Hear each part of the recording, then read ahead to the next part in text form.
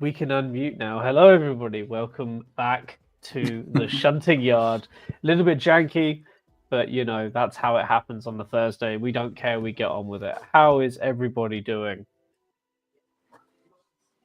Yeah, good and you, James. Commenting. Yeah, pretty good. Thanks. Yeah, sorry, I forget you're talking to me. No, you get used to it. You get used to it.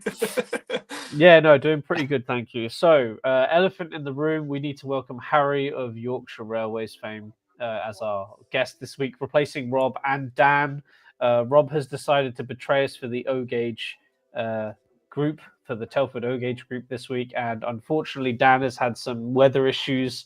Our condolences. Some weather issues to Dan's neighbours. Apparently, they've suffered a lot of damage in some very, very heavy storms. Fingers crossed his fence has survived. We don't know yet. Yeah, fingers crossed. But yeah, so Harry, welcome. Thank you very much for joining us. Oh, pleasure to be here. Yeah, it's so good to have you, Harry. And you've got like two people to stand in for, so no pressure. Yeah, no pressure at all, mate. It's all on you. Thrown in the deep end. No, well, so to specifically throw you in the deep end, why don't you go ahead and introduce yourself, give us a little bit of a background on you, and maybe any sneaky peeky looks at what you've got coming up in the future. Oh, you mean what we discussed last night? I completely mean what we discussed last night. Yeah, so hi, my name is Harry. I don't think most people do probably know that, but yeah, I'm from Sheffield. And yeah, obviously my channel is Yorkshire Railway. Yeah, in terms of YouTube, I'm like Hilton. I don't really know what I'm doing, probably less so than he does. But we've all got to start somewhere. But yeah, obviously, you can see half of my layouts behind me, which the sneaky peek is this isn't staying here. It's going. Oh. Yeah. So I'm bringing it inside the house, and it's going to be hopefully a lot bigger, but also easier to access than it currently is at the moment. Obviously, due to the nature of this being a shed, I have to use it as a shed. So the boards are 4 foot wide, which can make it a bit tricky. Not necessarily to get the trains because there's no derailments that happen, but it's more I'm dreading fitting this for DCC because I've got to go and put all the dropper wires in, and that means getting on top of the layout. And yeah, I've just thought it's going to be a right task, so it sounds easier to rebuild it. So I've got a few ideas, but I'll save those for later on. That's very cool, Harry. So you're like, that's full commitment, hey? I mean, you're moving inside the house. That's most people don't get to do that. That's, no, I know. Lucky. Yeah, I'll have a full video explaining why. But yeah, it's I'm allowed to take it inside the house, and it will be a lot better because it'll be bigger. That's very exciting, Harry, because already your layout is, as it is, a really, really decent one. So thanks. I'm looking forward to that, mate. Thank you. Yeah, no, I'm looking forward to it too. Yeah, after the discussion that we had yesterday, it took me completely by surprise, and I'm here for it. So yeah, really looking forward to that development.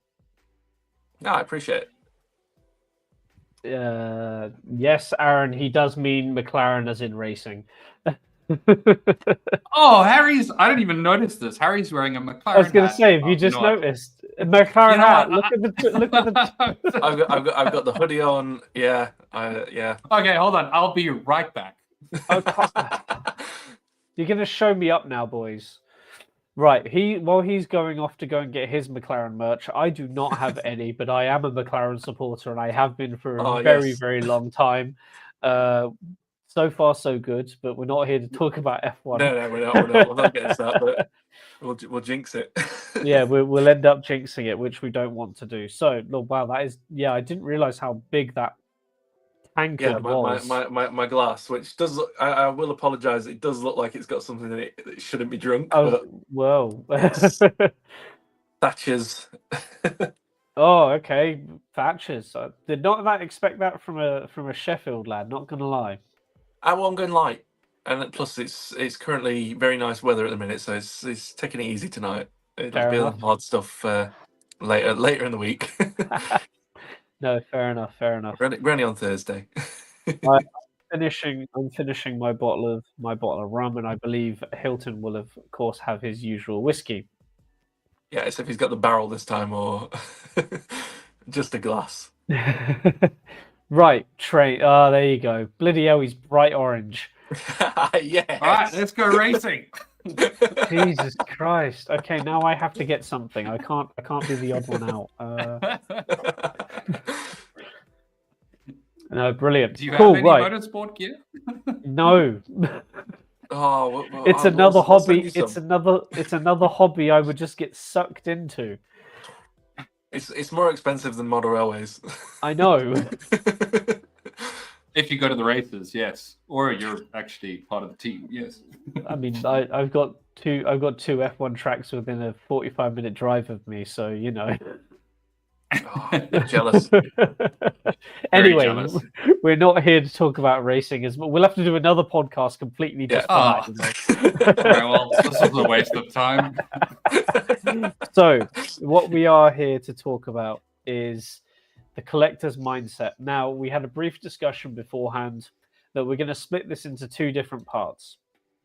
But we want to start off talking about manufacturers and the hobby in general, and about the urge for companies to bring out limited edition or special stuff, whether it is a limited run, whether it's just a targeted subject, and basically just try and dissect the reasonings as to this, whether that's for monetary reasons, whether that's, you know, trying to hit a target audience, whatever.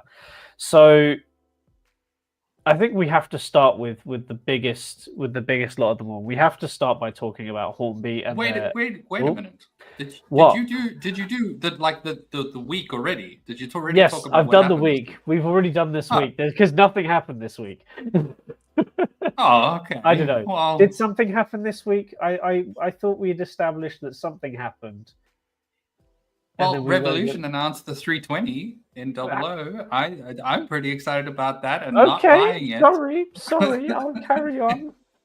No, it's fine. I just can't believe you covered everything in the space of...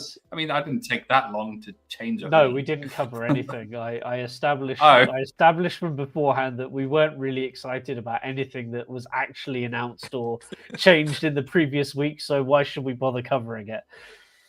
Well, we're going to get chased with pitchforks now. Yeah, we're going to get absolutely chucked now. So what did you say? Revolution trains are releasing what? Sorry? A 320 in Dapol. And the thing that strikes me always when I'm browsing through social media and announcements is liveries. So I absolutely was bowled over to see ScotRail again in Dapol. So I'll probably be getting one. I can't help myself. It's a ScotRail. It's the best livery on the lines currently. So, you know, I'll be grabbing one at some point. But yeah. Fair enough. Yeah, no, I can get that. Completely hits into the mindset we're talking about today. If we've done that, we have to then say, because there will be people here that do care about it, the Electrostar has got the green light. A lot of people have bought 60. A lot of people have bought multiple units of it to make up the 12 and 16 car sets that they probably need, and it has given Accurascale the right to go ahead and push it. Those people have got too much money. Lots of money. Too much money. Too much money for my liking. I mean, would I do the same if somebody came out now with a complete brand spanking new Cornish Riviera 12 car, you know, brand new centenary sock set? Probably. It would be Hornby. But it would be Hornby, and it would be that price. No, but I digress. Yeah, good for them people. If you're happy with it, then good for you. Is anybody I suppose chat got one? Yeah. I was gonna say, chat. Do you guys have anything we should be talking about that we missed? Yeah, let us know, do, please. Because quite as far as we know, honestly, it's been a pretty dry week. I've had a terrible week. I haven't been watching Instagram. I haven't been looking at news or anything. Please tell me. No,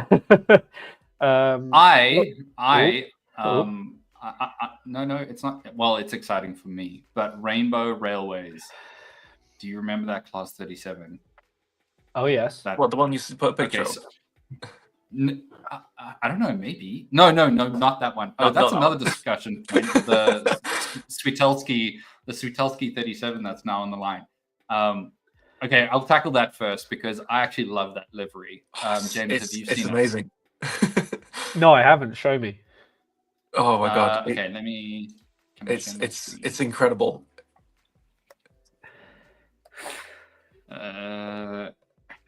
Google it. Send me the thing, and I'll present it. Okay, cool. All right, hold on. I'm quickly grabbing it now. I can see mostly HN rail. Hold on. It's coming. There it is. Okay.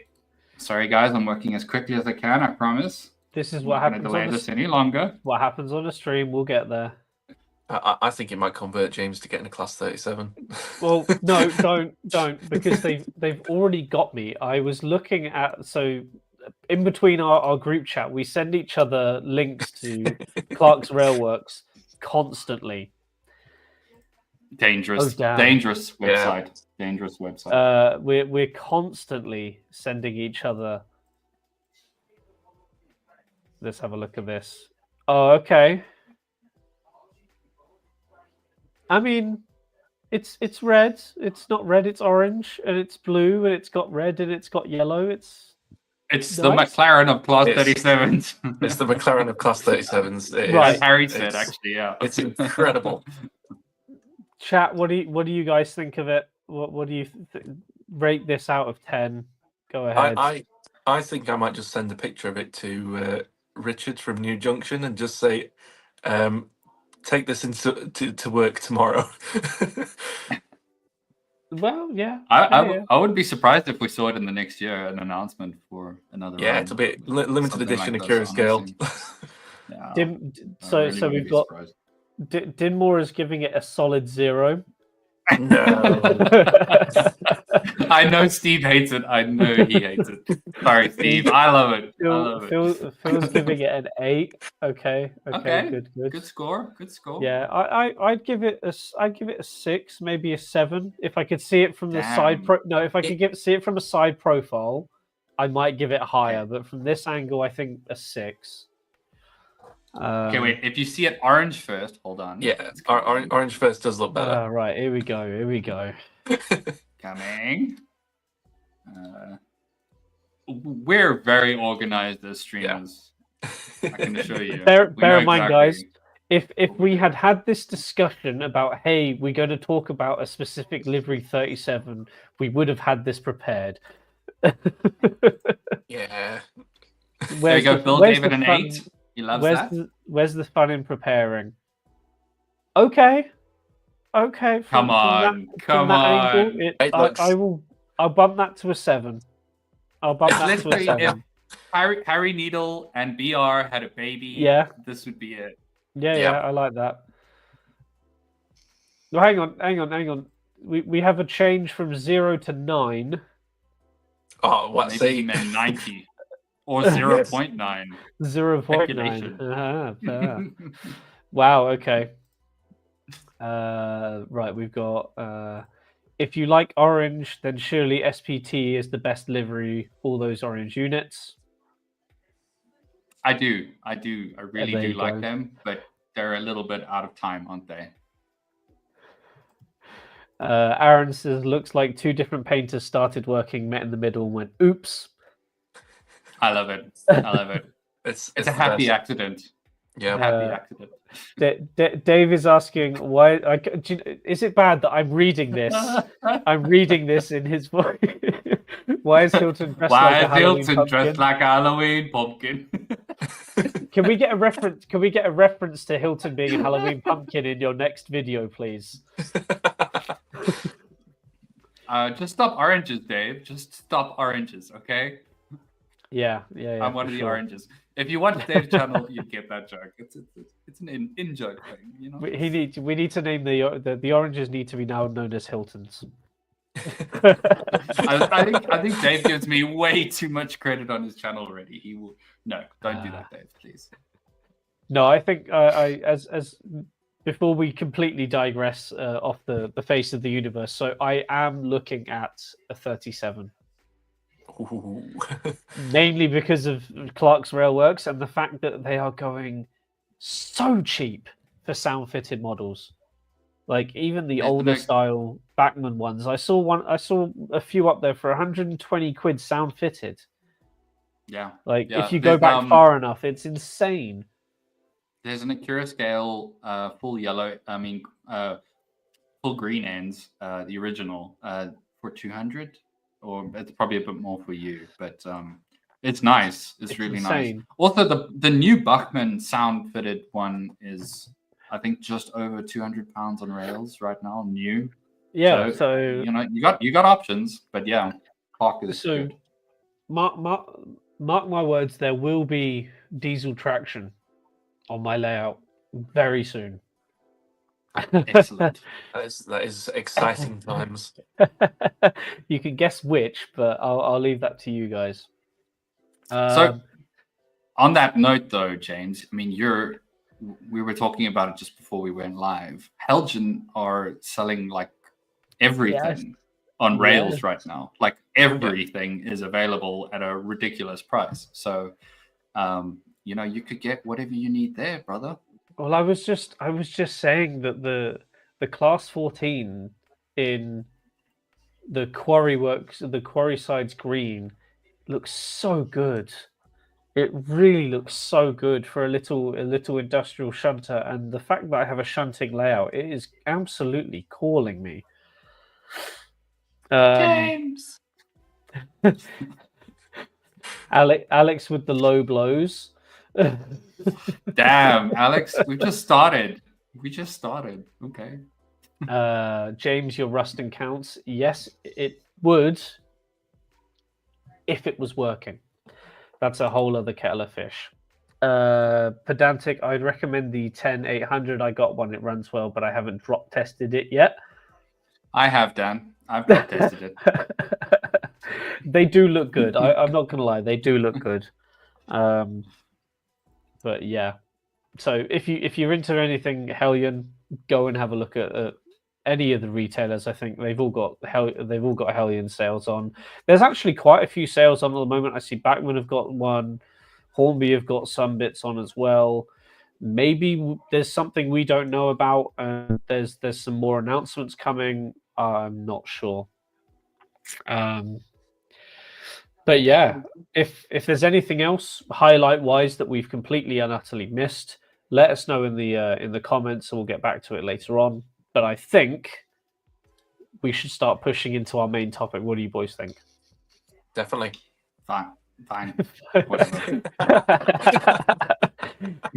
You need to get the practice in, Hilton. One of these days, you're going to have to lead. I'm just going to sit back, and I'm just going to be so blotto that you're going to have to deal with it. It'll just be a cardboard. I mean, I'll the race you cardboard. to the finish line, mate. What, being blotto or? Yeah, absolutely. Yeah, he says sipping more whiskey. Right, anyway. So, to the topic at hand.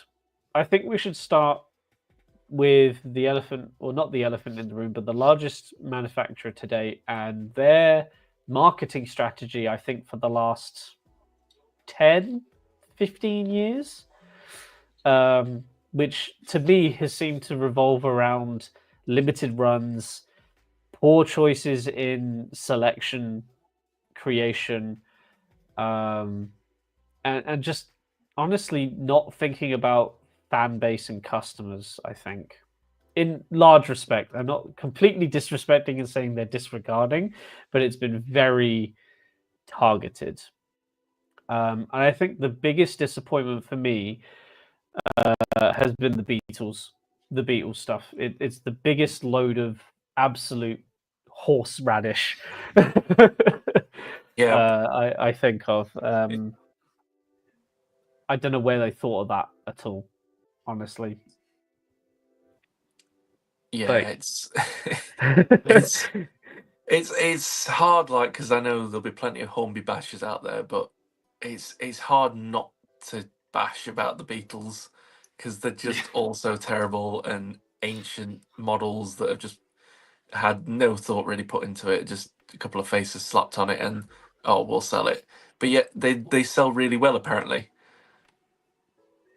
So someone's got to be buying them. They do. Yeah. I mean- I struggle to believe it, honestly. I really do. It boggles my mind You think that they're that forged people are out there. Yeah. Like, figures. it's just... somebody's hoarding them in a warehouse. Right? I can't remember who it was, but there was somebody who was saying exactly the same thing. Like, how can they say that the sales figures have been good and that they justify making more? Like, what Beatles collector is going, oh, I'll have this nice, really crappy set on my mantelpiece with my limited run LPs, you know, all of this memorabilia. Yeah, let's just put a little 040 thing that's made of plastic on there, and that'll be worth something someday. I don't get it, honestly. Yeah. It's crazy. Yeah, I hear you. I think in the sense of what Hornby does, right, in terms of like collectors or very like once-off things, I think dial it back all the way until like the 90s, maybe, with Hornby, because it was really there that I feel like Hornby started making mistakes. I look, you know, Dan's gonna come at me, but because I don't know anything about model train manufacturing, right? But as far as I understood it, like, I suppose this is more speculation than anything else. Hornby kind of picked up on the whole Marklin limited edition kind of thing. That I think Marklin kind of did it first more than anyone else. And I think that Hornby took that idea and ran with it. And they produced all these limited edition sets. Now, to my understanding, for any model train to be successful profitably with all the toolings and the castings and all that stuff, you need to make at least, let's say, I don't know, 2,000. Dan, correct me in the comments. Dan's a bit of an industry insider, so he's got a bit of info here. But to be profitable, you need to turn a fairly high volume, right? And I think with Hornby, what they did was they took locomotives that were not as popular in terms of perhaps their names or numbers or stuff like that, and produced them as these limited editions. Whereas they're, you know, common as chips now. Like they're everywhere. Yeah. Those models you can get for those box sets that had like a plate in them for some absolutely bizarre reason. They had the Royal Collection. Like the ceramic plates and stuff. Yeah. They go for nothing now. Absolutely nothing. Nothing about that strategy over time has really worked in Hornby's favor. Even those dreadful gold-plated locos, I mean, those are just... I don't know who would buy that. Like, why would you buy that? There's no reason. I think Hornby's strategy with collected editions has been poor.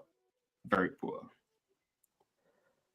Yeah, so for those of you blissfully unaware, so this is the Hornby Royal Dalton special edition collection, and it's an old Triang, I believe, or maybe Hornby Railways tooling. There was the King, there was the Princess Coronation, I think there was a Scotsman as well. There was a series of them, and they all came with this China plate. So they are 1980s tooling. And they all came with a China plate and some sort of certificate and some special packaging, and you can pick them up for 50 quid now, like if that. So how that's collector's edition, I'm not sure. So completely get that, and I think it's also the mentality of thinking, well, if it's limited edition, if we market it as limited edition, they're all going to sell out. And we can justify a limited run, and I'll get to limited run in a second, but we can justify doing a limited run of something that might work and justify the cost of it. And then what happens is with certain kinds of limited editions, you use the same tooling and do multiple limited editions over several years, several generations of the same model. You're grinning because you know exactly what I'm going to point out. But I want to point out this comment here. So I find it bizarre Hornby do a limited edition of 1,000, but sure, being limited to 1,000, it's a lot. Yeah, and that's exactly it. That's exactly what I understand, is that you end up with 1,000 units of something. They might all get sold, but they all end up in the second-hand market very quickly for very similar prices that they sold for. Yeah. For some reason, it's models like Hellion steamers that actually appreciate in money and end up going for more later, which is completely bizarre. Because they're rubbish. Right. So yeah, I think it's genuinely a baffling mood. But going back to these specific toolings, look at the A3s and the A1s, A3s, and A4s that Hornby have done. For a period of about 10 years, every single year there was a new edition of one of them, and it was something. We had the Great Gathering, which has happened in 4 different sets, I think. There are or at least 3 or 4 different Great Gathering sets of the A4s that might be slight tweaks of the same tooling, if not the same tooling. There's multiple versions of Scotsman, whether it's with gold rims or metal works, a limited run of 500. It's got this special nameplate, had its 100th birthday that is the same tooling as whatever it was 3 years beforehand. And they sell, and you can't fault Hornby for doing that. You can't fault them for doing it because it sells. But I don't know. It's just probably. I completely agree with you. And like Dan's come back here and he said, so for a loco, you need to make around 2,500 to 3,000, but that is spread over all liveries. The Jones Good, for example, the non-yellow liveries, only 200 were made of some of them. Dan, I'd love to know which ones those were. I would love to know that. I would like to buy the ones that I don't know, that are a little bit more limited. So let me know. You can drop me a PM, and then I promise I won't tell anyone. For perspective, but like, seem to make 500 of each model, making double that hardly makes something limited. Yeah, and this is what I was thinking of: is 500? Are there more than 500 people that might want one specific locomotive? I mean, there might be, but yeah. I mean, like, Harry, have you ever fallen into the trap of you want something because it's a rare one-off? He's picking up a loco. He's picking up a loco. It's an A4. Surprise. Yeah, this is my centenary Sir Nigel Gresley. I'll put it down so I don't drop it. Is that the silver one? No, it was just the Hornby centenary year, and there is nothing special about it. It's just a basic Hornby Railways A4. So you're saying it's the box? Yeah, it's the box basically that you're getting it for. But like you don't get no nameplates, no nothing. It's just a basic Railways A4. Yeah, you got some nice coaches with it, but it's a limited run of 1,000, and yet the coaches are being re-released this year. So it's I think that was like a big affront to people who collect, like, let's say A4s, right? And James, you spoke earlier about the Great Gathering. The Great Gathering was, when it came out, I think it was 2014, correct me if I'm wrong, was like a super, super cool collection, right? Because it was going to be like the final time they were all together, and it was really special. And then a couple of years later, Hornby were like, the Great Goodbye, and it was the same models in exactly the same sort of setup, slightly different boxes. And I feel like everyone who spent all that dosh on the Great Gathering in the first time round must have been like, oh, come on. Like, are you kidding me? Like, sure. What makes that special now, Well, this is why I pull this screen up. So the love of Rails taking over the Hatton's database is it's still live, and you can still look at everything. So I looked at the centenary model for Sir Nigel Gresley, and it came up as 2004 tooling. Look Yep. at how many other products of an A4 are marked under the 2004 tooling. I don't think they've changed it unless it's the 00 version. It's the same because Yeah. there's nothing wrong with it. You know, Yeah. so and I think that's the mentality that I kind of struggle myself to go look at a limited edition and go, well, that's going to be worth my money, because what you know, it might be a special one-off livery, and I think Hilton and I share the same thing. Of usually, what we see is that some of the dramatic or fictional liveries end up being the limited edition versions, you know, or the very localized liveries end up being the limited edition versions, which is fair enough, because, you know, it might be very localized. I think a Curascale have, you know, they try and keep exclusives in-house, and I'm not too clued in with any of their locomotives and where their liveries actually come from. But does that corroborate? Do they do something similar with their exclusives? Are they like very niche liveries, or? I'll let you take that one, Harry. I know with this one, I bought it from, I think it's called the Island Model Railways or something. It wasn't. It was from a shop. It wasn't from Hornby.com.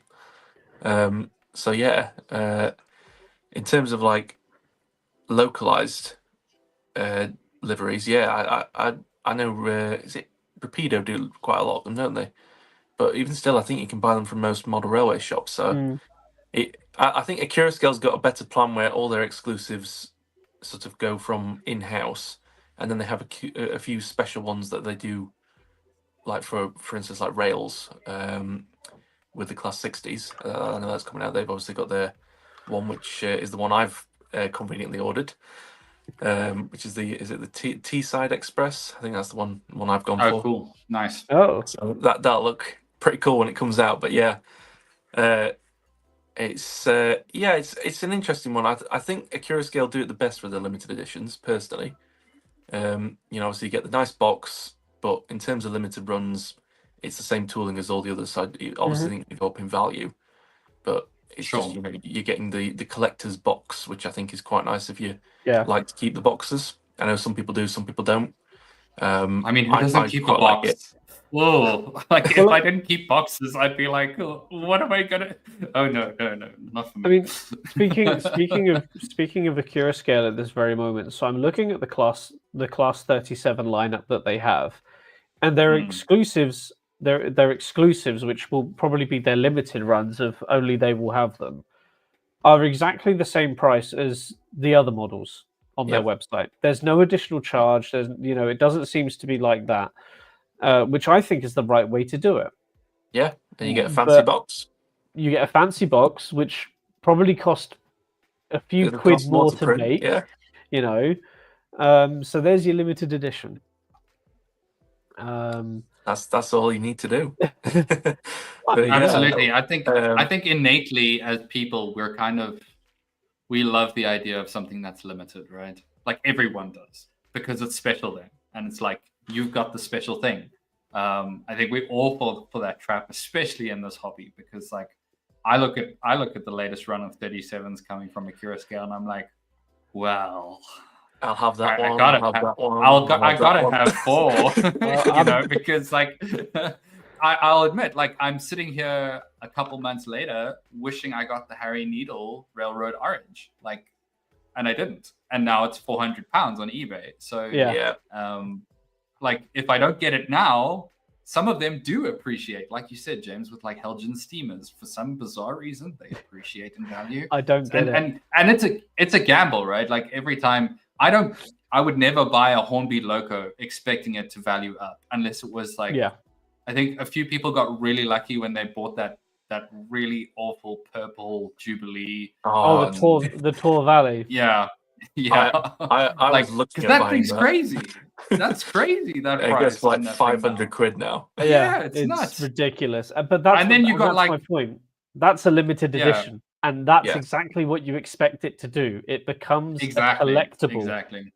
exactly. And I think that's the definition that manufacturers need to stick to. Scale, I think, have got it right by calling it exclusive. You know, Yes. if you want it, it will only be available through us. Or Rails have a partnership where they will have an exclusive, and you're starting to see that more and more, especially with like locomotion models. You know, they have their variants of the. I think we were talking about the ES1 earlier. You know, which is on sale at Hellion for 130 odd quid. If you want one of the ES1s, you can get the locomotion models version there for 130 quid. Yeah. Which is But crazy. I think that's the distinction. I think calling them exclusive versus calling them limited editions is where the transition is happening now, because I think Rapido and Rapido Revolution, I think, have got an exclusive as well. Scale, they're all calling them exclusives, you know, and you're only available to get them on their website or special commendations for other things. Dapol, I think, are doing it with wagons now as well. So, you know, you have your Rails exclusives, things like that. But to call something a limited edition when it's available everywhere and in such high quantity, I think that's a massive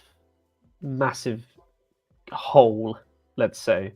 I think you've kind of cracked the egg there, James, because I feel like the wording between the two actually denominates where we stand currently in the hobby of collectibles, right? Yeah. If you say exclusive, I think people's perception has changed over time as a result of companies like Hornby saying limited edition. Like no one bats an eye at limited edition anymore. No. But as soon as it's an exclusive, we're all like, oh, well, yes, color me interested. And exactly. You know, like you can look at any other franchise, any other hobby, and you hear limited edition. And it usually is. It's usually something that had a very limited run, is very sought after, and people kill to get their hands on it.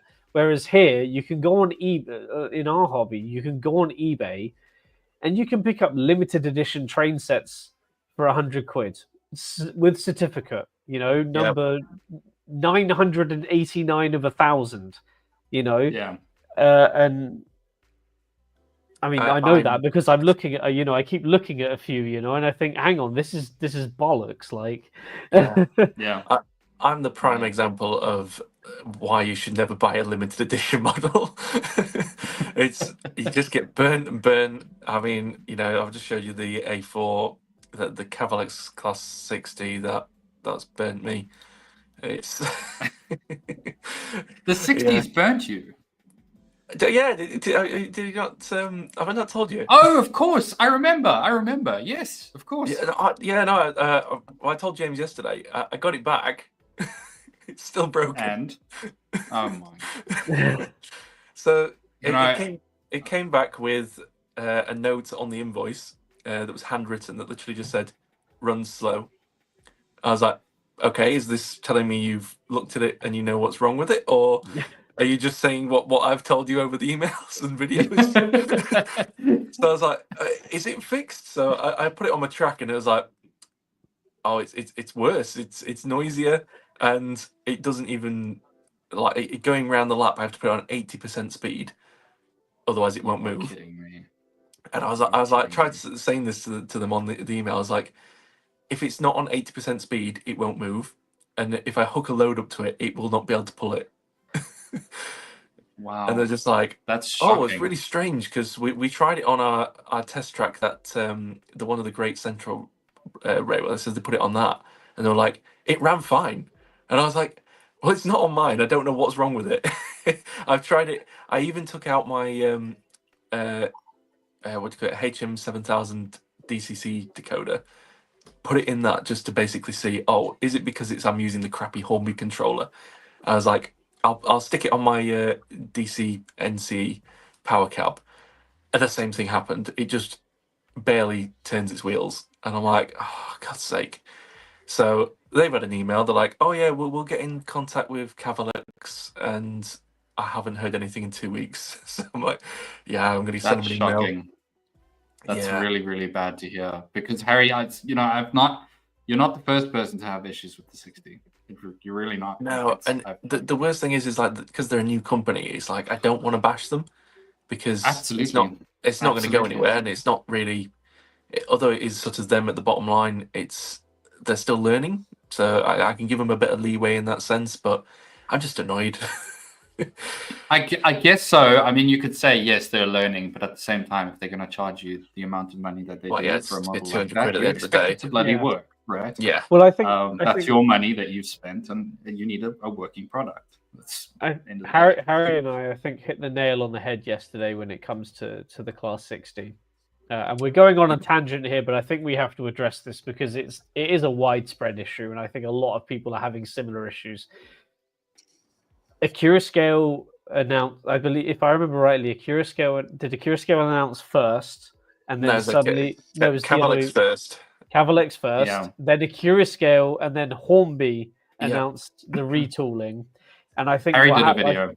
What we think happened is the Cavalex panicked and rushed it and tried to get it pushed out of their maybe one factory. I don't know how many they're aligned with, and tried to get it out as quickly as possible. We might be completely wrong, and if anyone knows differently, please tell us. But it seems like it seems as a theory that might be some of the case, because a lot of people have been been having similar issues. Before and after sending them back to Cavalex themselves. Whereas Accurascale delayed theirs because they openly said we've found a few issues, and it's not just the Class 60, but a few of the models have all been pushed back a bit. But they've said, "Oh yeah, we found this slight fault. We're fixing it, and then we're going to bring it," which is the better way to do it. So Dan, you've hit the nail on the head there, mate. You've hit the nail on the head there, mate. No, speculation never helps anyone, but unfortunately, transparency also. That's what we do. Transparency also doesn't help anyone, and I think that's another key thing that a lot of, I think all of the manufacturers, I think, also need to take into account is transparency when things go wrong. Definitely. I think everybody in every aspect of anything should be as transparent as possible when things go wrong. Keeping secrets doesn't help anybody.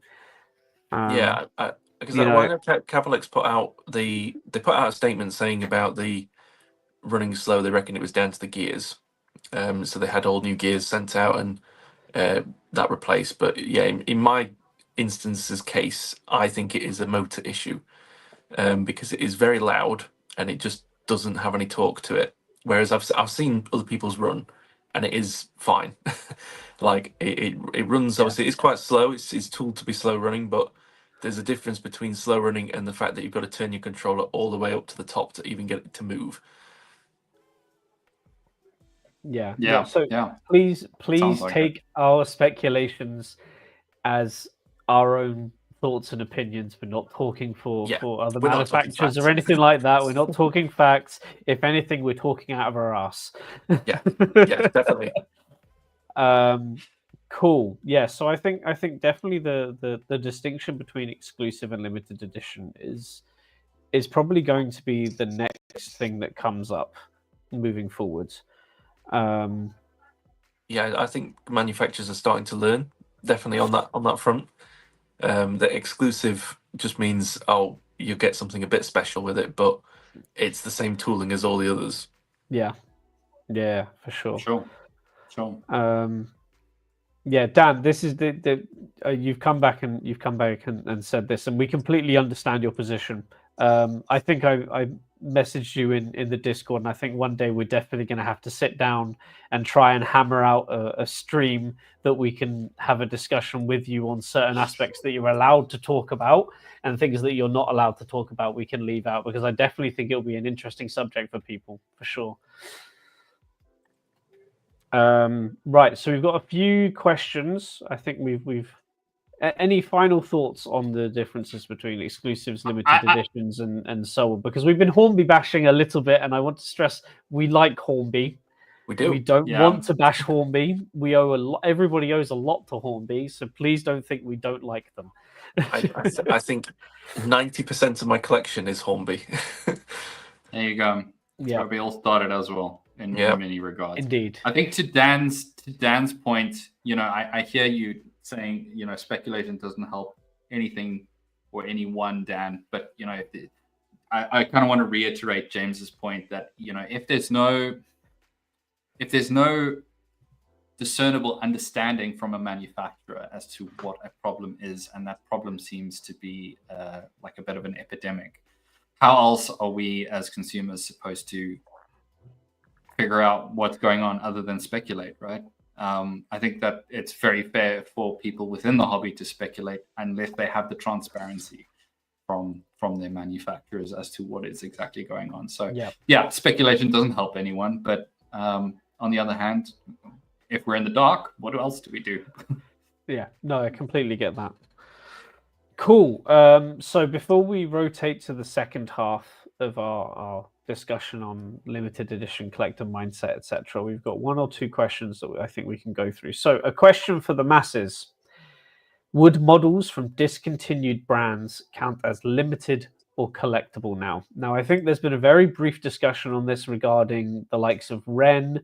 Aaron, you mentioned DJM or even Hattons. So I think DJM, Hattons, there are one or two models that are now considered higher value, but I think those will become less valuable in the coming months with certain new releases. I'm talking specifically about the 48 and the 58XX. It's sought after. It has been sought after now because it is better for some people than the current Hornby offering. But with Dapol now producing a newly tooled version with all the bells and whistles, I think it's just going to get pushed into the abyss. And I think that's I wonder, James. I wonder. I feel like Wren won. No, sorry, you were talking about Hattons. I was talking about Hattons slash DJ. No, I got you. But I think there I was going to say because Wren doesn't seem to lose value ever. No. It's Wren ridiculous. doesn't. Yeah, it's ridiculous. I don't get it. And that Wren, Triang, all of the older stuff seems to somehow be worth something still. Triang? I don't yeah, I don't. Well, I mean, the same as the Hornby. Is it the Hornby 00? But the three rail. 3-rail 00. There's like a whole club like dedicated to collecting them. Yeah. Although Hornby, the other one that I didn't mention from beforehand is actually the live steam stuff. That as well. Yeah. It's more inflated than it was when it was around because there is literally no more of it. Yeah. I believe the 00 live steam group are building them themselves. So they're taking the ready-to-run models and they can put components in, but it's all handcrafted. It's all hand-built and put in, running off that system. I'm not going to lie, I would love one of the live Steam sets. I really would. Yeah. Like that. I think that's the one limited edition thing I would love to have, and I wanted it when I was in my youth and it first came out. It was like, holy frick, this is the new thing, Screw DCC and sound. This is the new thing. This is where the hobby is going. And I really hoped they were going to push it, and it didn't happen. I would rather have a purple Tor Valley than a live Steam Hornby. Not going to lie. Hang on. About a Steam generator? Purple Tor Valley. Mr. A3 and A4 guy doesn't want a live Steam A3 or A4. I feel hurt. It's like a whole different. I feel like the live Steam. Rinkage just said it in the chat. Live Steam Hornby is crap. It is. Like, I'm crap. sorry. I don't think it's good. I had an opportunity to buy one for pretty damn cheap locally here in South Africa, and I couldn't bring myself to go down that rabbit hole and struggle and just not have a good time. I can only run it on that. I agree. Like, I'm not going to run it on this layout. There's no way. I agree. They are crap. but you can't deny that when they first announced it, for those that remember when they first announced it, it was like, holy frick, how have they done this? At least for my young eyes. So that's what I would go with. But Ren, I think somehow they're holding up. Tamina Vulan. Sorry, I was just answering Spring Cottage. Yeah, I I didn't saw want to that. interrupt you. Yeah, so that's a. I don't know what else. What else could we consider potentially limited or collectible now from discontinued stuff, if anything? I think that's a pretty broad. I don't know. There's nothing that comes to mind particularly for me. Yeah, I other feel than like what's sort of model been covered. trains they're generally depreciating. Yeah, Like Saying that actually, the Hornby Thomas and Friends range that fetches some money on certain ones on the old eBay. I couldn't tell you which characters, Murdoch. but yeah, that's the one. Yeah, I just know the color is like yellow. It's yellow. Yellow. Yeah. Charlie's mentioning the Barry J. Freeman sets from Hornby. I mean, are they? I'm not too familiar with those.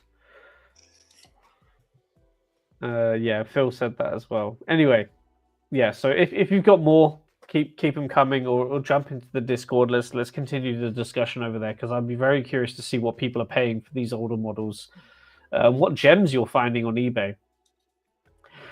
So going back to, we've got two comments, not questions, based on a previous discussion we had. So we were talking about the exclusivity. And we mentioned about, fictional liveries and whether or not they're more or less exclusive. So Alex said something about fictional liveries. When I spoke to Rapido, apparently the Blue Bramble 01 was the second bestseller. And I think this comment might have been before or after, I'm not sure. But Dan then said it's second bestseller, but every Rapido product is a limited edition. It's exclusive to those who pre-order. And if you don't pre-order, you're taking a gamble on retailers pre-ordering for stock. So just because it's exclusive, does that make it limited? Are they synonyms of each other? Or is it just that's the number of stock that Rapido have ordered from their factories, and that's does that make it limited edition? Or is it something special as part of a run that makes it limited edition? I think that's the distinction that needs to be completely ironed out in the hobby, because I think the two terminologies are being used simultaneously. And Dan, while we're kind of on that note with James, what he was saying, if you could give us an insight, is something like the Jones goods going to be released again? Is that a potential thing that we would see? Are you allowed to tell us?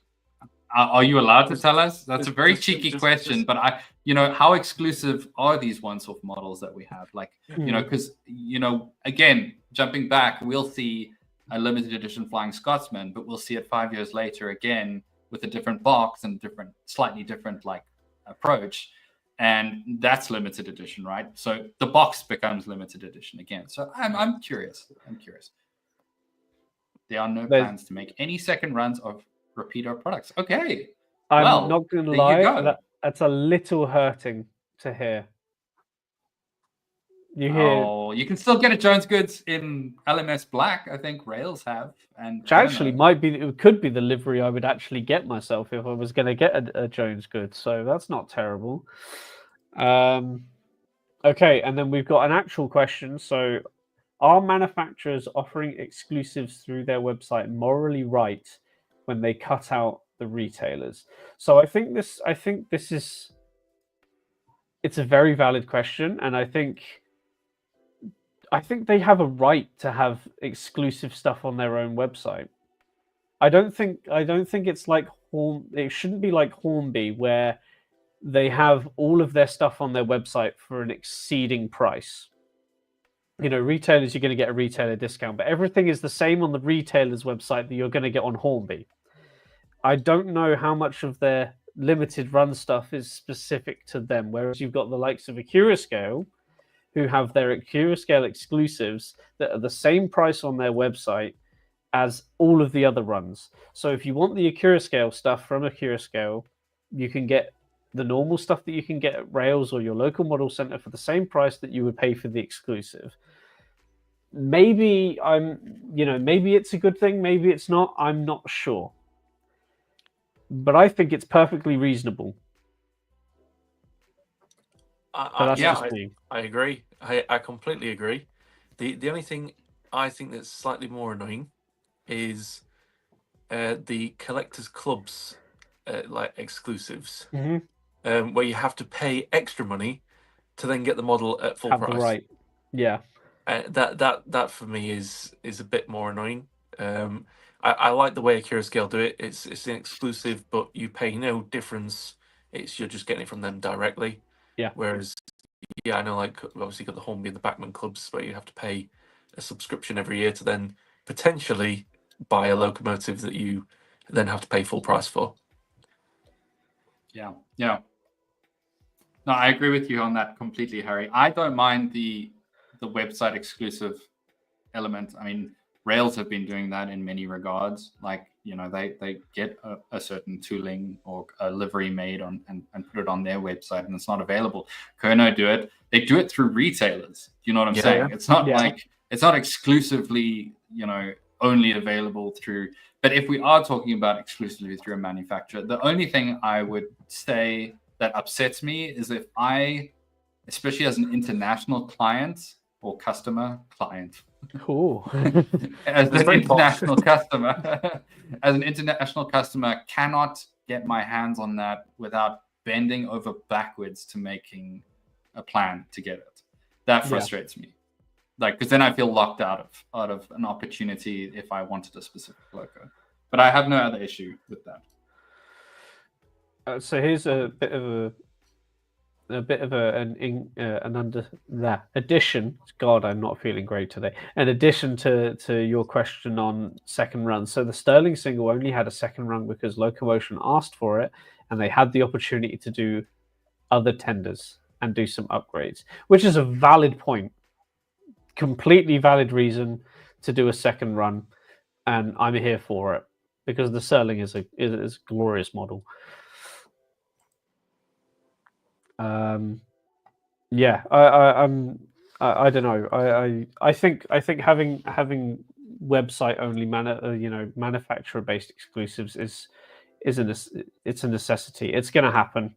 I think Hornby and Bachmann's, we mentioned the collectors clubs. They're the two prominent ones that have a collectors club with certain perks and benefits that come along for them.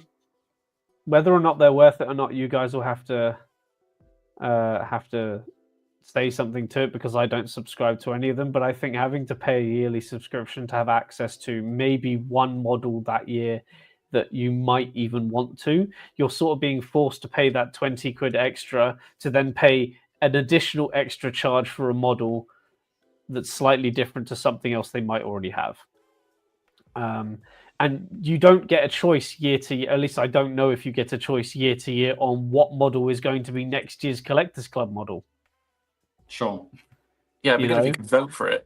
If you could vote for it, like, we might have this exclusive Class 20 livery, say Bachmann, we have this exclusive Class 20 livery. We've got a new Class 20 coming, but this livery will only be Collectors Club. Do you want it or something else? That choice would be great.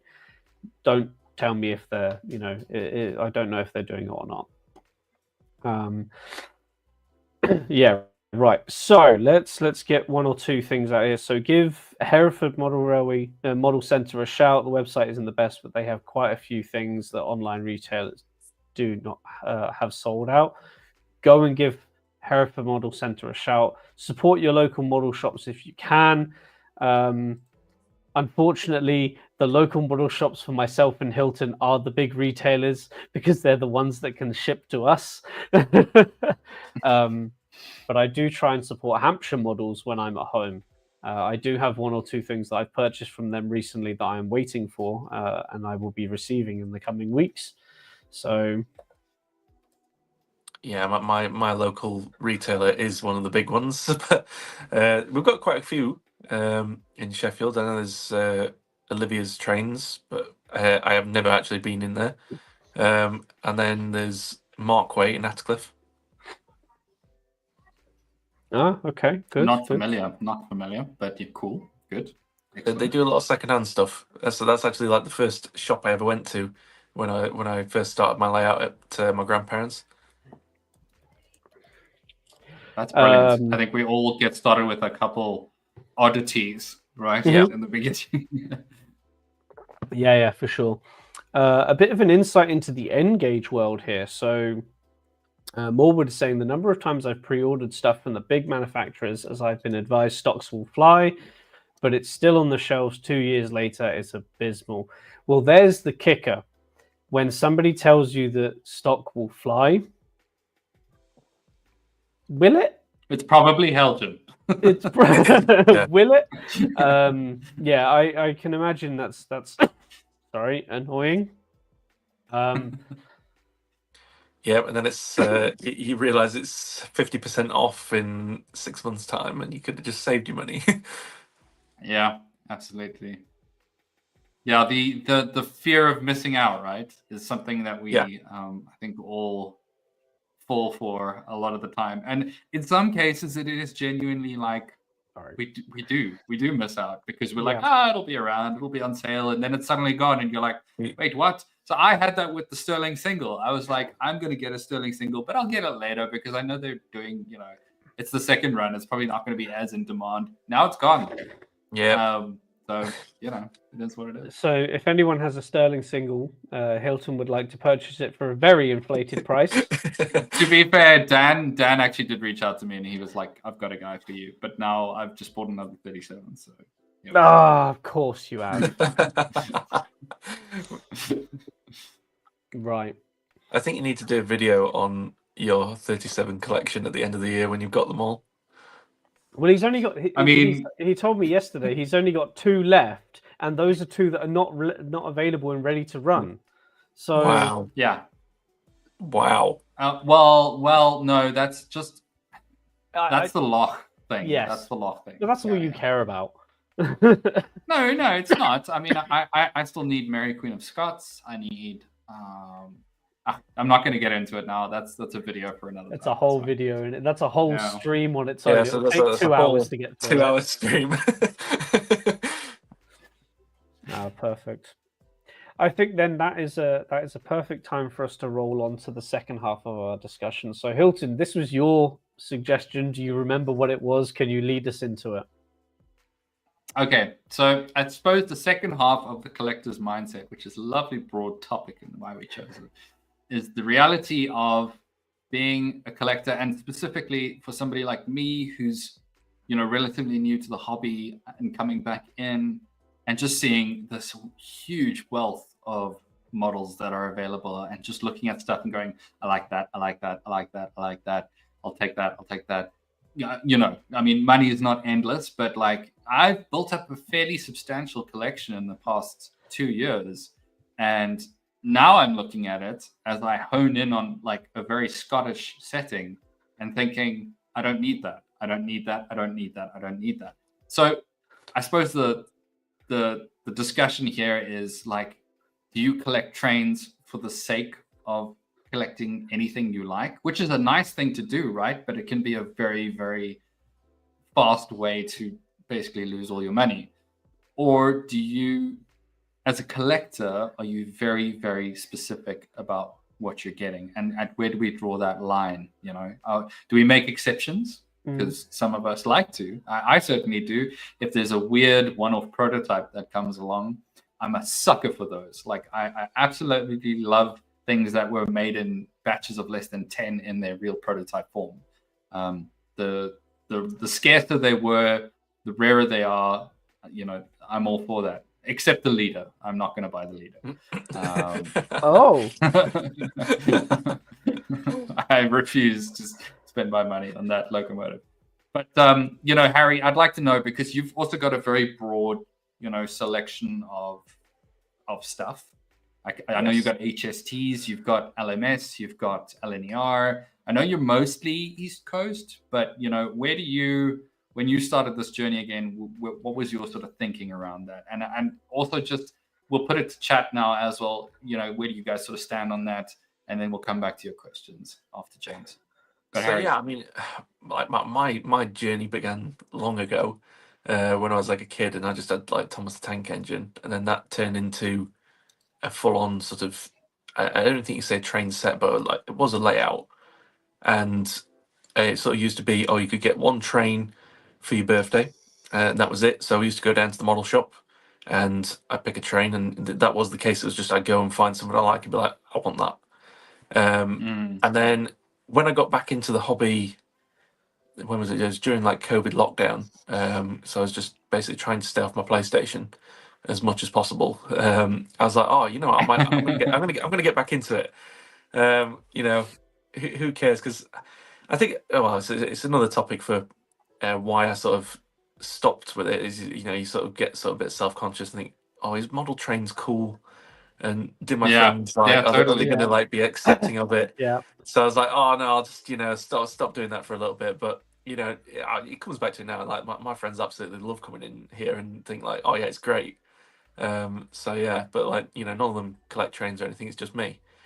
So yeah, when I first started getting back into it, I was like, I don't know what to go for. Like, I think I'll just start off with a couple of train sets and see where that takes me. So I sort of, just go on a few websites, and it was originally Amazon, which I know is like a very topic, with like trying to support your local retailer, but I just didn't know where to go at the time. So I thought, I'll go on Amazon, bought a train set. I was like, oh yeah, quite like this. So I bought a few locos. Obviously get the Flying Scotsman, because up until that point I'd never had a tender loco. They were all tank engines. So I was like, I want a tender loco. Now I'm earning my own money. I was like, Flying Scotsman, Mallard. Big money, baby. Yeah. Just fly it out. And then I was like, I want another HST. So I bought a HST set. And I was like, this is cool. Like, I'm building up quite the collection. And then I started thinking, do you know what? I don't really need any more track now. I've got quite a bit of it. I think I'm just going to start getting like the locomotives themselves. So I started having a look, just on YouTube, watching a few people's reviews and being like, this manufacturer sounds cool. So, and then I think at the time it was like the Hatton's 66s were just coming out. And I was like, oh, they look incredible. And like everyone seems to be raving about them and they're winning all these awards. Like, I'll have two. So that went like that, and then I was like getting more and more in my mum's loft at the time. That's where my layout was at the time, and I was like, like I'm gonna focus a little bit on more what I like. So obviously I have a big love appeal for HSTs, and I can't remember how many. I think I've got like 7 or 8 of them, something like that. And I love them all equally. But like there's a some couple more than there, others, Harry. It's I mean, they are all the older tooling ones. There's only one that is the modern tooling. So but it sort of, I think it was when I was actually building this layout that I started like thinking a little bit more about what I was actually buying, because I was like, I want to like base it on something I'm familiar with, which is I'm on the east coast of sort of the country, so it's like that's my local like large train distributor. Obviously got like the Midland Railway, but as far as like I spend a lot of my time for work at the minute going up and down the A1, so I was like, I see a lot of LNERs and Lumos and things like that. I was like, I want to like base it off of something familiar, so I was like, I'm going to stick to stuff that runs on the east coast. And then, then I still deviate from time to time because I just see something and think, that looks cool. I'm not as disciplined as I probably should be, but I think I've learned to be a bit more refrained is probably the best thing. Or if I want to get a new model, at least get something in the livery that matches what I'm trying to do. So hence why I haven't got as much GWR stuff anymore. Good man. Get rid of Yeah. your GWR crap. Yeah. I mean, in fairness, they're only HSTs. So, I think I've got HST, and then I That's think fine. That's fine. Yeah, that's acceptable. I'm going to at some point try and get that to you, James, because I know you like GWR, and you can try and fix it. Sure, yeah, hit me. It doesn't run. It's been a bane of my existence ever since I bought it, and it's probably my biggest regret. But yeah, I had someone like try and fix it, and they said, "Oh yeah, it was the DCC board that was broken, completely fried." So they took that out, and then they wired it up wrong, so that when it was going in forwards, it actually went in reverse. So I was like, "Oh, it's no problem. I'll sort it. It's not that hard to solve the two wires the opposite way around."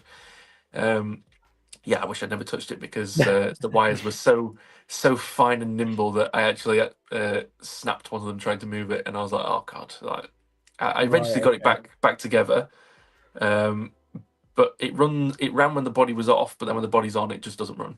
So yeah, I give up. Yeah, give up totally. Something for you, James. Challenge accepted. So you can have it and love it. I will for sure. James is getting all of our broken locos. I know. The Night Owl. You're sending him that. James is just going to have a whole bunch of broken Great Western stuff to look at. Yep. No, not happening. Not happening. Yeah, I don't know. You guys have gone, I think, sort of the complete opposite of how I've come back into the hobby, or at least, come into the hobby. I went instantly targeted. I knew exactly what I wanted to do. I knew where I wanted to hit. I knew what I wanted to model. And it's only now after 2 years of being back, and I say back in the hobby, like I know what's going on. I know the news. I talk to everybody. We're doing this, and I bought some models where I'm thinking, well, that would be nice, or maybe I could have that, or so it's only in the last in the last like 6 months or so where I've sort of changed my entire persona from I want to recreate a Great Western branch line in the 30s to screw it. It's a heritage line that still looks like it's in the 30s to as much degree as possible, because then that means that, hey, I can run a class 08, or I can, run the bullied locomotive, whatever. So that's where I'm slowly starting to get to now. So I've completely broadened my ideas of, I might want to run a 37. They're in preservation. That's perfectly, working for me to get on with. So I'm slowly getting to that Rule 1-esque sort of mentality. I don't think I'll ever get there. You'll never see a HST on my you will never see a HST on my layout. We will see. We will see, James. I mean, considering 37s, you might get an HST. I mean, no. I should specify. I mean, I should say the IETs, not the HSTs, because I do like HSTs, but the modern IETs, I'm not a fan of at all. I love them. The most modern I might go for might be a 158. Yeah, I love these. The Azumas, I'm not sure. If anyone sees a Southwest Trains 158 for sale, message me immediately. Please do. 158. I 158. I spent every weekend on one, and the sound is engraved in my brain. How confident? Oh no, mine's a 156. Don't even. I'll not go there. I was going to say, how confident are you at resprays? No, not at all. I mean, I could ask SVJ, but yeah. Aaron, if you're still in the chat, I'm going to surprise you. So I started the hobby as most people do. A lot of people do, with Thomas the Tank Engine getting a train set for Christmas or whatever. And exactly the same experience, Harry. For a Christmas or a birthday, it was what do you want this year? Do you want that locomotive, this locomotive, whatever? And my first proper non-Thomas steam locomotive was a merchant navy, a rebuilt merchant navy general steam navigation. I wanted it so much. I just had to have it. So yes, that was my first proper model steam locomotive. So don't, Aaron, don't get back to me with you bash bullied a lot. I do, but I like that one. My Thomas is, although like crippled, is the like very special, but I Yeah. don't know if you can quite see like. Oh, he's a bit method. He is bodged. Yeah. Like my granddad is totally. If it's broken, I will fix it. Don't worry. And yeah, it's got an actual like screw in it, which you can see the bottom there. Which I've only realised this as like an adult. I never noticed this as a kid of what he actually did. But he's put a screw in it that he's painted blue. Realised that he cracked the body, so has put araldite underneath it. Oh my so God. the body can never be removed. It is permanently on, and the only thing I can do to make this run is just clean the wheels and hope for the best. But it still runs, and it's obviously one of the old Hornby 040s, which I know Thomas is a 060, but for some reason I've got the 040 version. Nice. Something different, Harry. Yeah, they go around 1,000,000 miles an hour, and that's all the fun of it.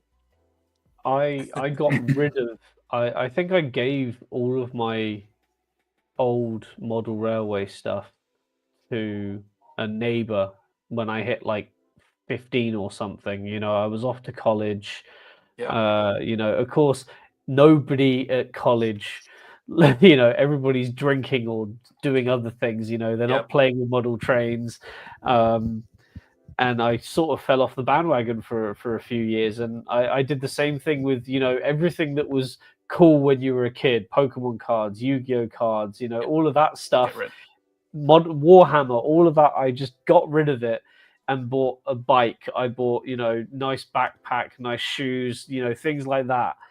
And I completely regret it when I got back to the hobby. I completely regretted it when I got back to the hobby. I thought, well, all of that memory has to stay a memory now. I have nothing physical to be able to. I mean, I have the pocket rocket chassis from the Percy, and I have my Hornby Saint class, which is the only two things that I still have from when I was a kid, from when I was first modeling. So I'm lucky in a sense as I still have all mine. So like this is my other one. Oh, look at that. Bill. Obviously the couplings are all broken because I was a kid and you know everything runs around at 100 miles an hour. Yeah. And, you know, pull them apart. Oh, it's fun to like see how far, like you know how fast you can crash a train into a buffer stop and see it go flying. But yeah, they all still work though. It's I've actually interestingly I've still have my old layout that is at my grandparents' house. It's in their garage, hung up on the wall, with a big cloth over it. That's really cute. I love that. I will at some point because everything like on that was secondhand, apart from Bill. He was bought brand new. But I will at some point do a video because there isn't much space at their house anymore, so I have to wait till it's really sunny weather because we have to take it outside. But I will at some point get it back out and do a whole video where it's all running again. To just for old time's sake, but yeah, all the scenery is like handcrafted by my granddad.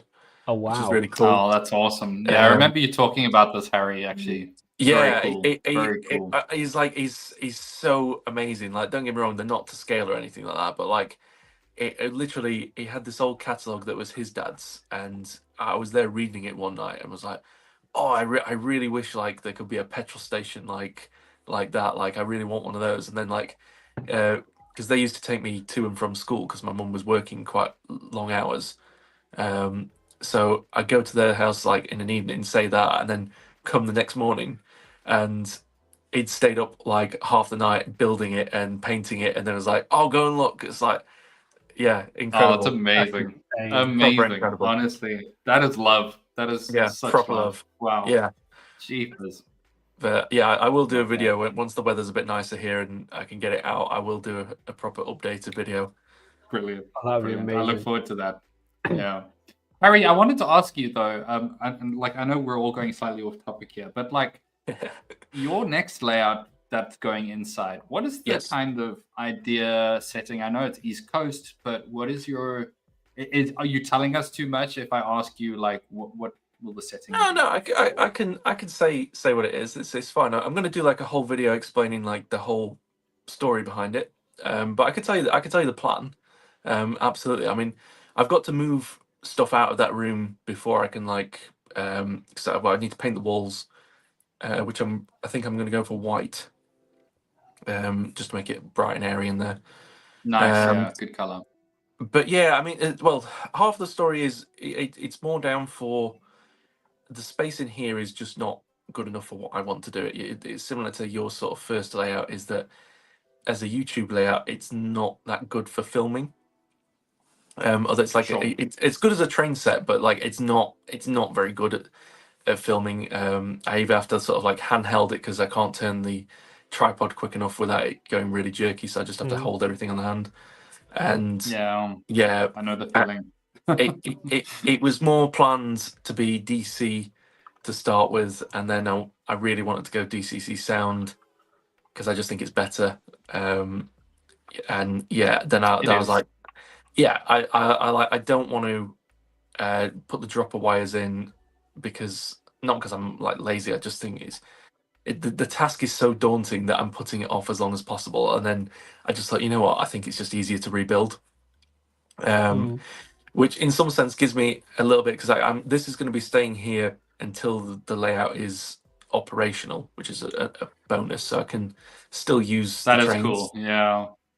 So I have that luxury. I'm going to rebuild it from the ground up. But no, my idea is, since it's still going to be based East Coast, because my original plan, I wanted to build like a scale replica of Edinburgh Waverley. Harry, yeah. I my went big man. then straight away. Yeah, I was like, because I had such a really nice holiday there, and I was like, I remember just being in that station. I thought, this is incredible, like, because you're like down in the sort of the valley, and like the city grows up the side of you, and I love that. I just thought it was incredible. I was like, I really want to make this as a model, which is good on paper, but then the second that you try and put it onto a baseboard and you realize that you need like a good 30-foot long baseboard just to do the stations. And I don't have that space. And I was like, oh, I could do half of it, but even to do that like properly, you need like a lot more space than I can offer. Because I had an idea at first. I was like, oh, do I just build like half the station and make it as if it goes into the station and then just have the curve come round and it just comes out at a different platform? But I was like, but then I'm wasting like 75% of my layout is just a station. And I was like, I didn't really want that. I wanted to be quite scenic. So then I had a thought. I was like, another like area that was really picturesque when I was going up to Edinburgh on the train was Berwick-on-Tweed, where you go sort of over the bridge across the that viaduct. Yeah, and I was like, you know what? Yeah. I really want to. I think that's just a better way of doing it. Is just put like that viaduct from Berwick-on-Tweed in there, and just have like the town just going up either side. I thought that was a nicer scene to try and make. So I'm still going to include that. Awesome. That's very cool. And then I was like, you know what? I'm still going to go the fictional route and just basically put a station from somewhere else in there. Like I probably might end up making Sheffield, to be honest, just to or something very similar, like based on it, but you know, to fit what my layout needs. But yeah, there'll be a station of some description there at some point. And then just basically just rolling scenery. I still want to have for what I built down this end of the layout is like I want a TMD for my diesels, just because I really love the Key Model World kit for the diesel depot. So I really want to get it. It's amazing. It's incredible. Oh my God. I've seen it in person, and it's like it's so much bigger than you'd think it is. I was like, that's incredible. Like I want that. But on this layout, I could only fit the office block kit, whereas like I want to try and make space to have both of them, so I can have it really long. But we'll see what happens with that. And then I want to do a similar thing to how Richard from New Junction's done it. Is that you essentially got like the line on the upper level, but then I want to do like a heritage line, so that I still have an in real life sort of choice of, you've got heritage line for your steam locos and your older diesels, and then the more modern stuff that I like can run around on the top. So that's my sort of overall plan, and then I'll be able to have my helix in properly at this point, so I can have my understorage fiddle yard. So that way I can keep my Zoomer just permanently on the layout and not have to take it off all the time, which I'm really scared the couplings are going to snap one day, because funnily enough, I did break the coupling on my Class 91s, because I don't know if you can see that. It's basically just a plastic hinge, and I was trying to take the coupling out to try the close coupling, and it snapped off. Oh, yeah. And there's no way of fixing it, so I just had to buy another one. Which it's not what I want to keep doing, so I'd rather just keep them on the layout if I can. I'm thinking like a decent sized storage yard underneath, so I can just park them all down there, and then they'll just go up the helix. They'll be at one end, but it's going to be a lot bigger, but also means like essentially, because it's going to go around the perimeter of the room, I'll be able to just sit in the middle and enjoy life and drink out of your Stein glasses and drink out my Stein glass and just watch trains going around. And I'll be a lot warmer. Absolutely. Living the dream. Yeah. Me and James because I saw your videos, Harry. You were like freezing in winter. Yeah, freezing. That's what we're laughing about. Is that like I said, every time Hilton watches one of my videos, and he'll know exactly what weather it is like here, because if I'm just in a t-shirt, it's all right. If I'm in a hoodie, it's a bit cool. And then the next video, I'm in a full-on ski jacket with a hood. I've got a woolly hat on, and I'm still there. The breath is going. It got like, I don't know if it was last winter, whether it was just mild or not, but the shed's insulated, and I thought, it's actually quite warm in here. Like I thought, maybe the insulation is working, because I thought it doesn't look like much. It's just tin plated bubble wrap, but I thought, it must be doing something. And then this winter has just been horrible, a nightmare. But the worst thing about it was that because when I'm in here, obviously I'm breathing. Obviously it's got to go somewhere, so it was going to the roof, and icicles were forming. Oh my god! Yeah, which I was like, how is this happening? Which is obviously that's one bad thing. But then the worst thing is then when it starts getting warmer, they melt and start dripping everywhere. So like I come in after I've not been in the shed for a couple of days, and it's a bit warmer today. I'm going to go outside, and there'd just be water droplets all over the place. And I'm like, oh, for God's sake, So it's just been an experience. Definitely, but it'll be a lot better and a lot warmer inside. Well, Harry, I mean, I think me, like everyone else, is really looking forward to that. It's going to be an amazing step forward for you to have that space, and I can absolutely relate to just space for filming. Like it's a whole other dimension to model railways that people don't perhaps realize if they haven't attempted the whole YouTube thing. But if you don't have the real estate for cameras and lights and stuff like that, it can be a real pain in the ass to do. And my previous layout, I scrapped that just because I couldn't move around it. It was a big rectangle in the middle of this, and I came down into this room and just hated it. I hated doing the videos. And yours was a lot further ahead than mine is. It's you had full on scenery going, and it's to scrap that's a big cost. I really laid the track, but I've made the decision. I'm going to build it from the ground up. Like I'm not using any set track. I'm going to do flexi track and pico points, and I'm going to use all electro frogs, no insel frogs. So yeah, it's Nice. it's going to be a learning curve, but it means I can take my time a little bit more because I've got something to run the trains on. But it will be a better layout overall. That's amazing. I'm really, really excited to see it I'm come to proper life, pumped, Harry. mate. I'm proper pumped. Yeah. Honestly, yeah, Proper. Yeah. it's gonna be a labor of love. But yeah, I'm gonna get the hopefully.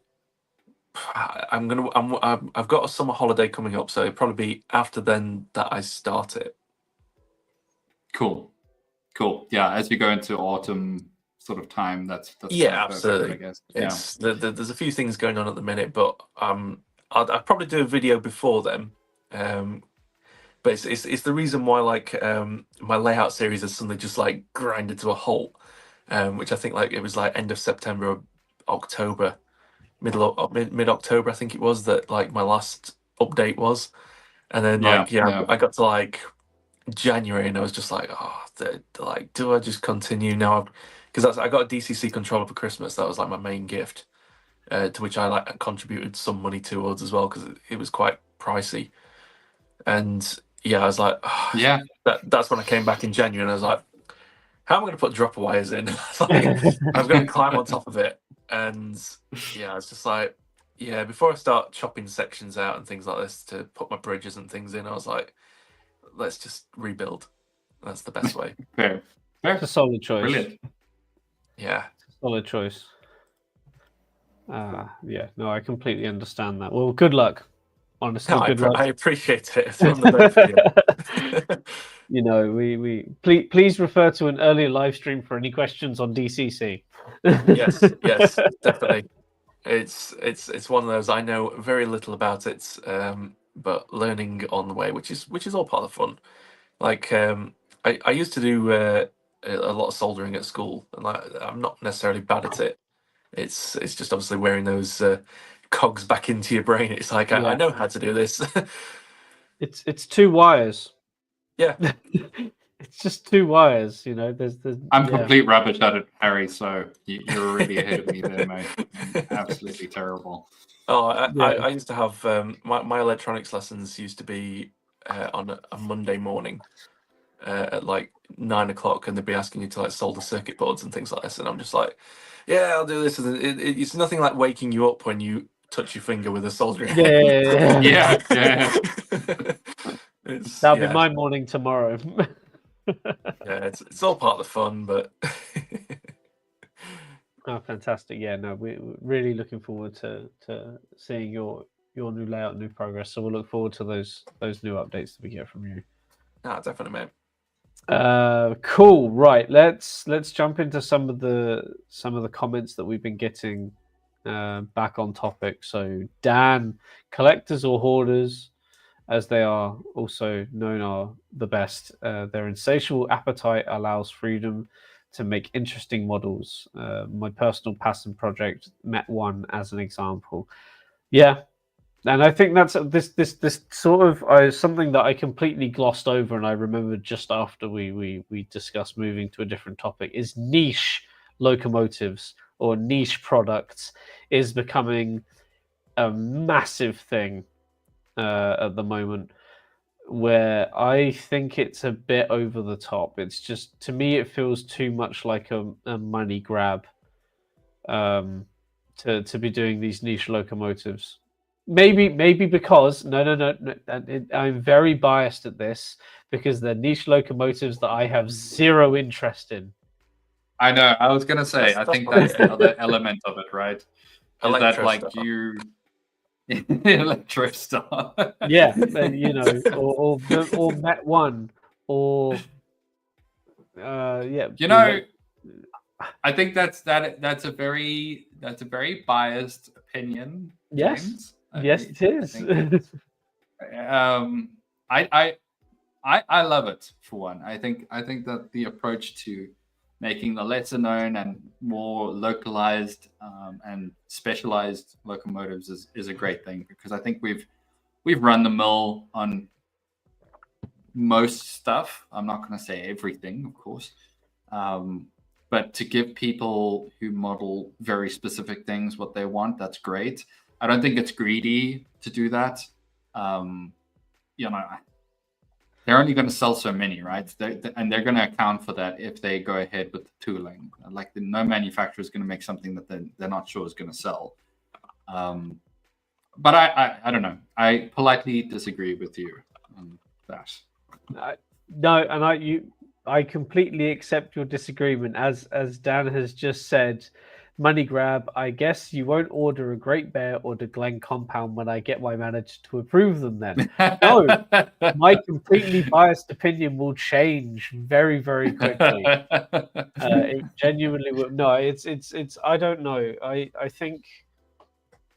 I think to me, there are still a few things that might need to be retooled, or Sure.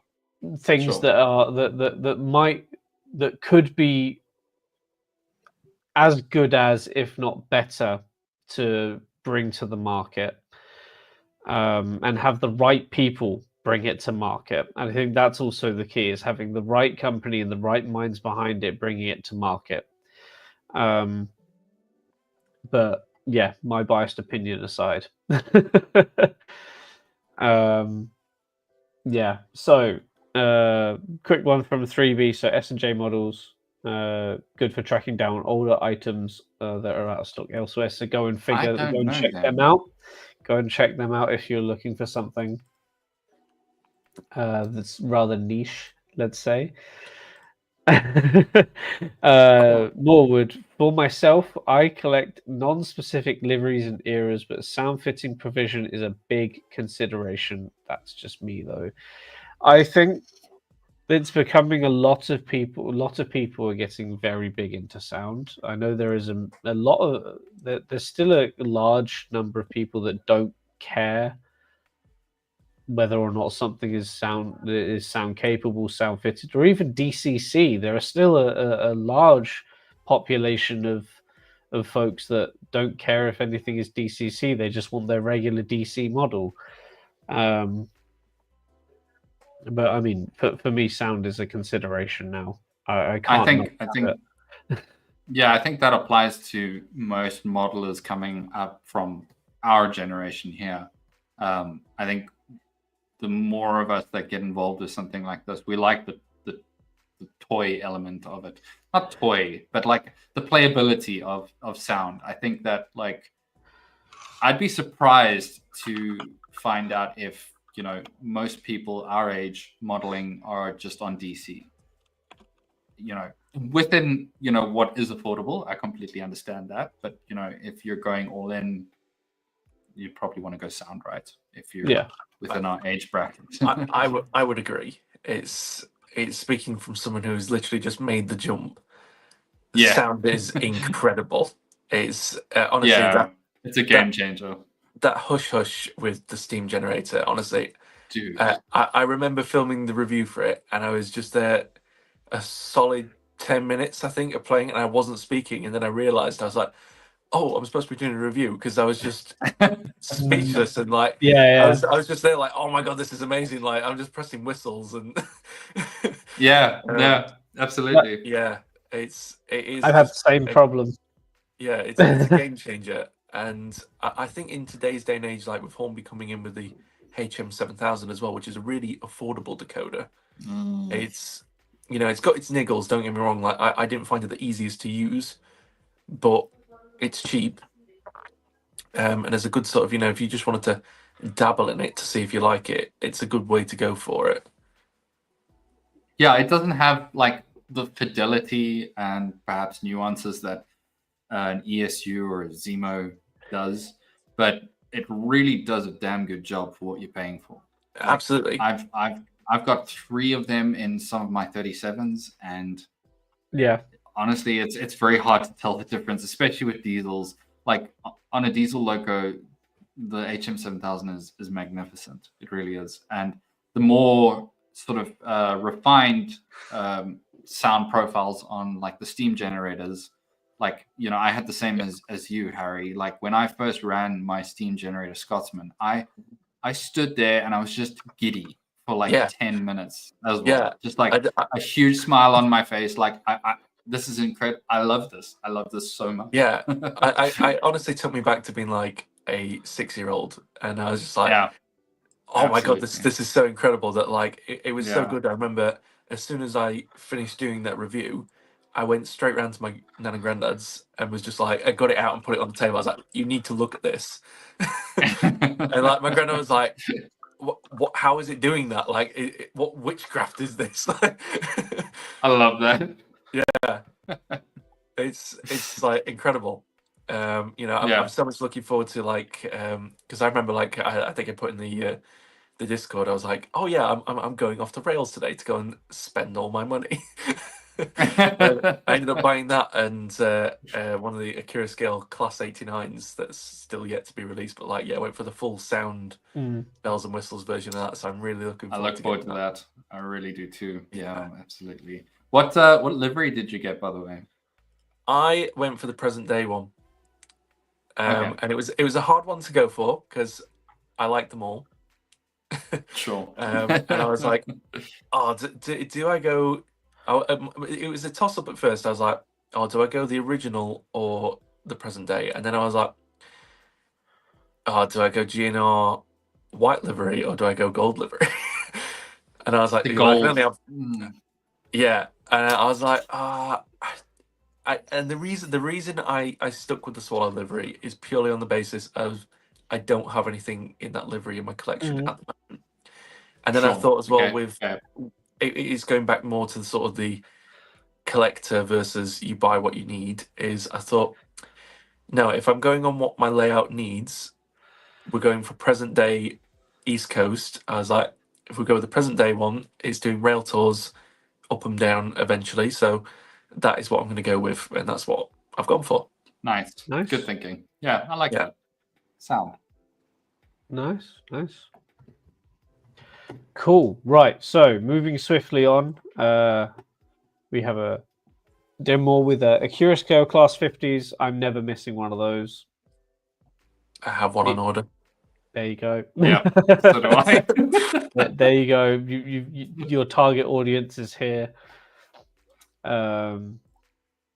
Spring Cottage, buy and run whatever you like. Fair play if you can afford to buy everything you like the look of, but don't worry that they might not fit your layout era. Region doesn't matter if you enjoy it. Yep, I think rule one specifically is the forefront of what we need to be thinking.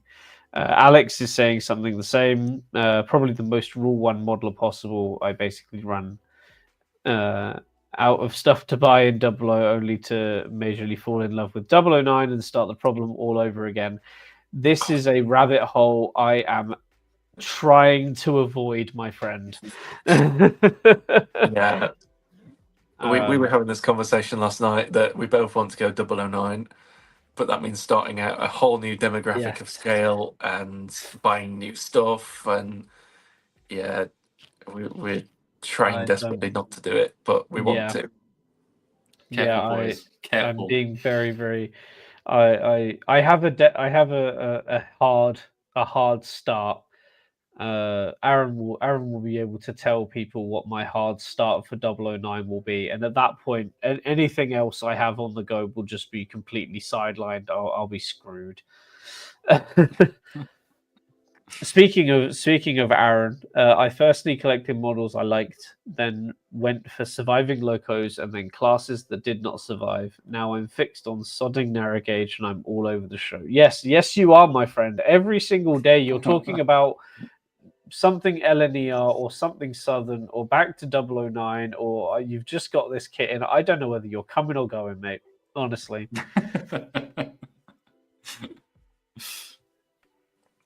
Yes, Alex. Veil of Rydell and Chorus RGWR. Yes, and that's what I'm hoping takes a little bit longer.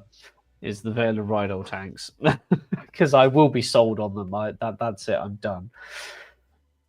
And the last one I have in my starred comments is I had the exclusive livery HST, executive livery, sorry, HST as a kid Wow. from mid 80s. So when I saw them every day and got to ride back home, it was awesome. I can imagine how awesome that would have been. Yeah, wow. I think that's pretty exactly. special. I think that's why that's me with the 158. That's me with the Southwest Trains 158. It has no earthly business going anywhere near my modeling, but it's special to me, so I get that. Yeah, it's the same with me with HSTs. It's I used to go to Sheffield Station when my nan went to Meadowhall, which is a big retail shopping centre close by. It's in Sheffield, but my granddad hates shopping. You know, as all men do, we want to get in and out as quickly as possible. Yes. So Unless it's trains.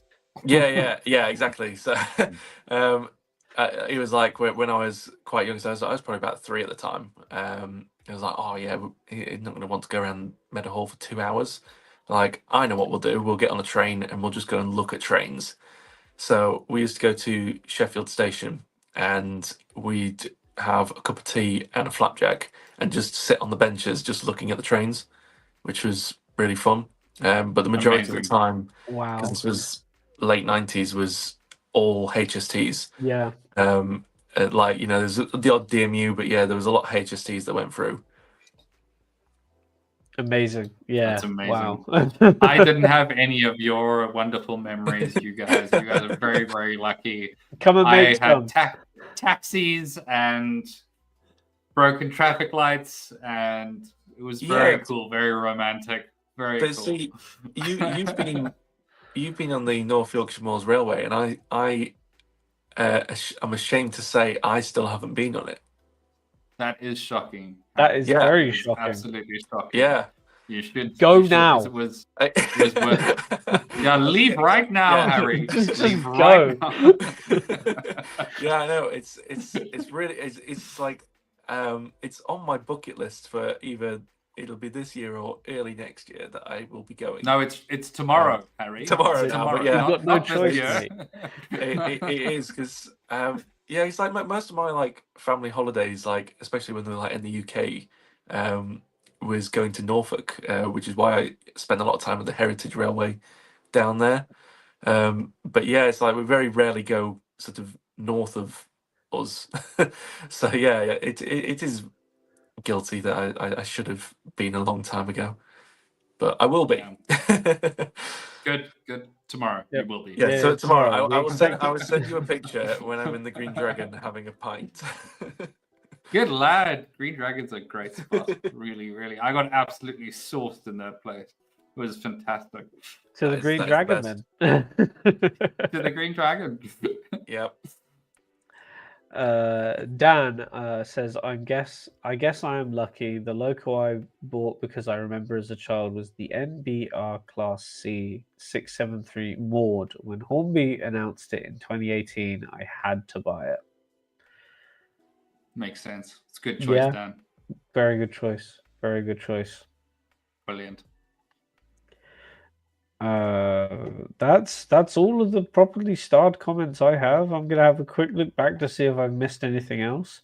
But Rinka hasn't heard of Rule 1. Rinka, please explain. Care? Yeah, Rule 1 is a very, very good rule. I feel like maybe it's the only rule. Well, it is. Yeah, it's the only rule. You know, the thing is, I know he models continental stuff. Right. Maybe it doesn't apply. Maybe, you know, the Europeans are very, very pedantic. The Germans are very particular with their modeling. Yeah, they're very particular. Yeah.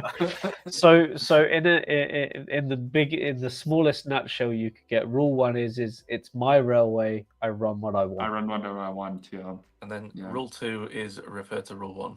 Rule 2 is refer to Rule 1, and Rule 3 is whatever you paid for it, half it in your will. Yes.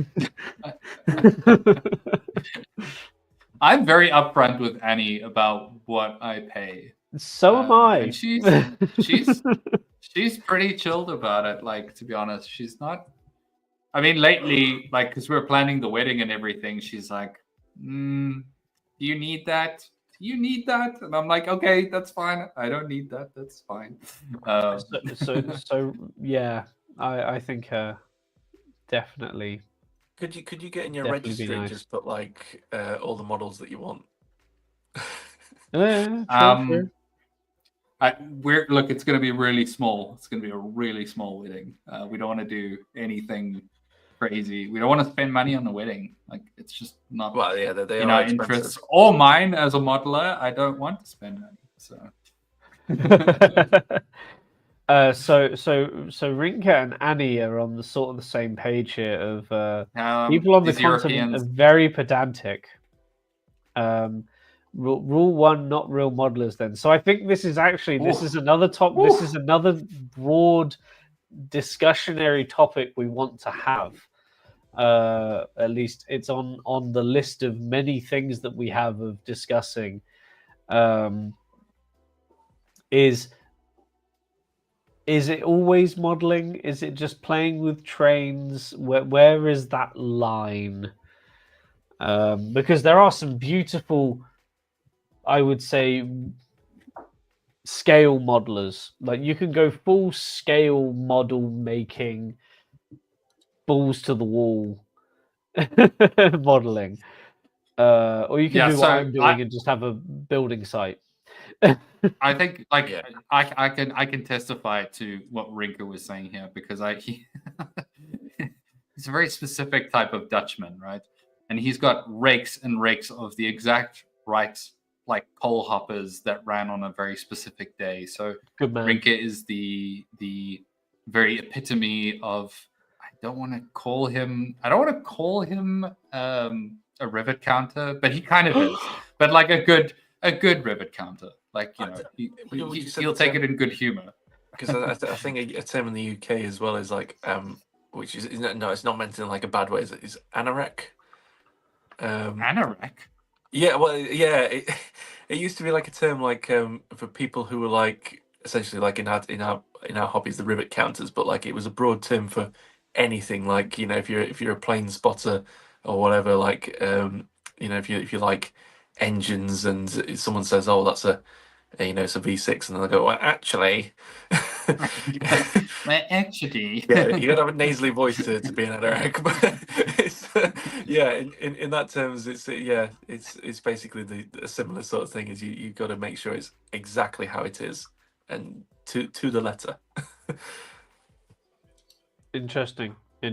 No, I originally wanted to be that kind of modeler because that's exactly what I thought that's what I want to do. I want to build a scale model of this.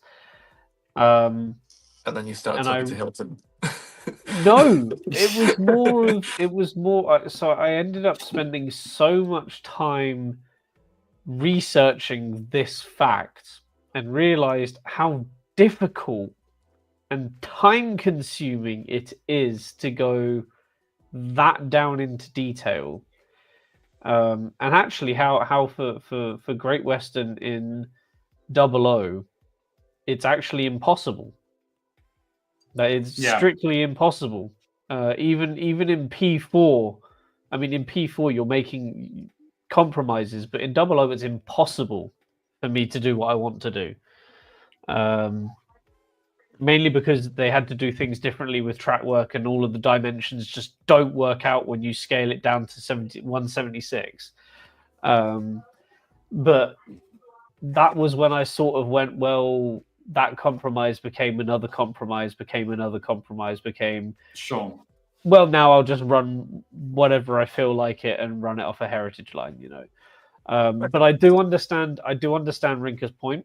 And I do think there are some valid points to actually thinking about how you want to go about do things and how far you want to take things.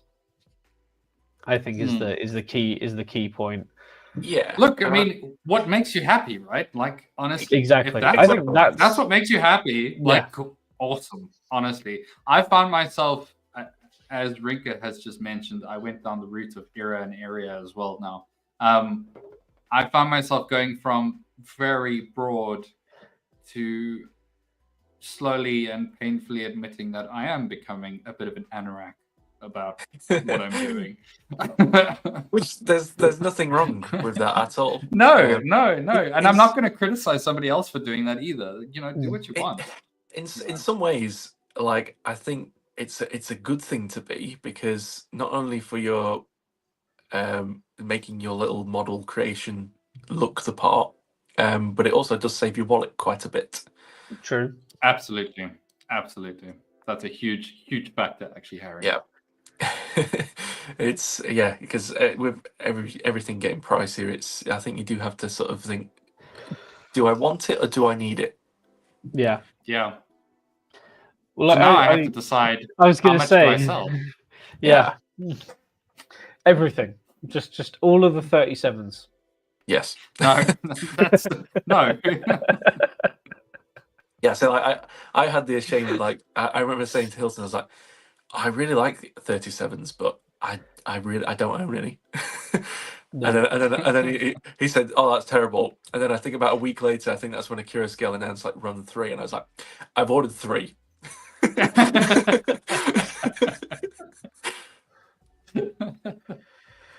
Oh, okay. Dan's throwing a question out for us in the chat. Saucy question. Whew. Talking of making a railway of lies. A railway of lies. It's not a railway of lies. Who has done a custom fictional repaint of one of their locos? I have not yet. No, I didn't. I did. I'll just ruin it somehow. I do want to take the Ruston and give it a little bit of a Great Western twing to it. Very minor job, but I do want to it'll either be Great Western or it will be some sort of industrial livery that would suit my industry. I did debate because they're currently going quite cheap.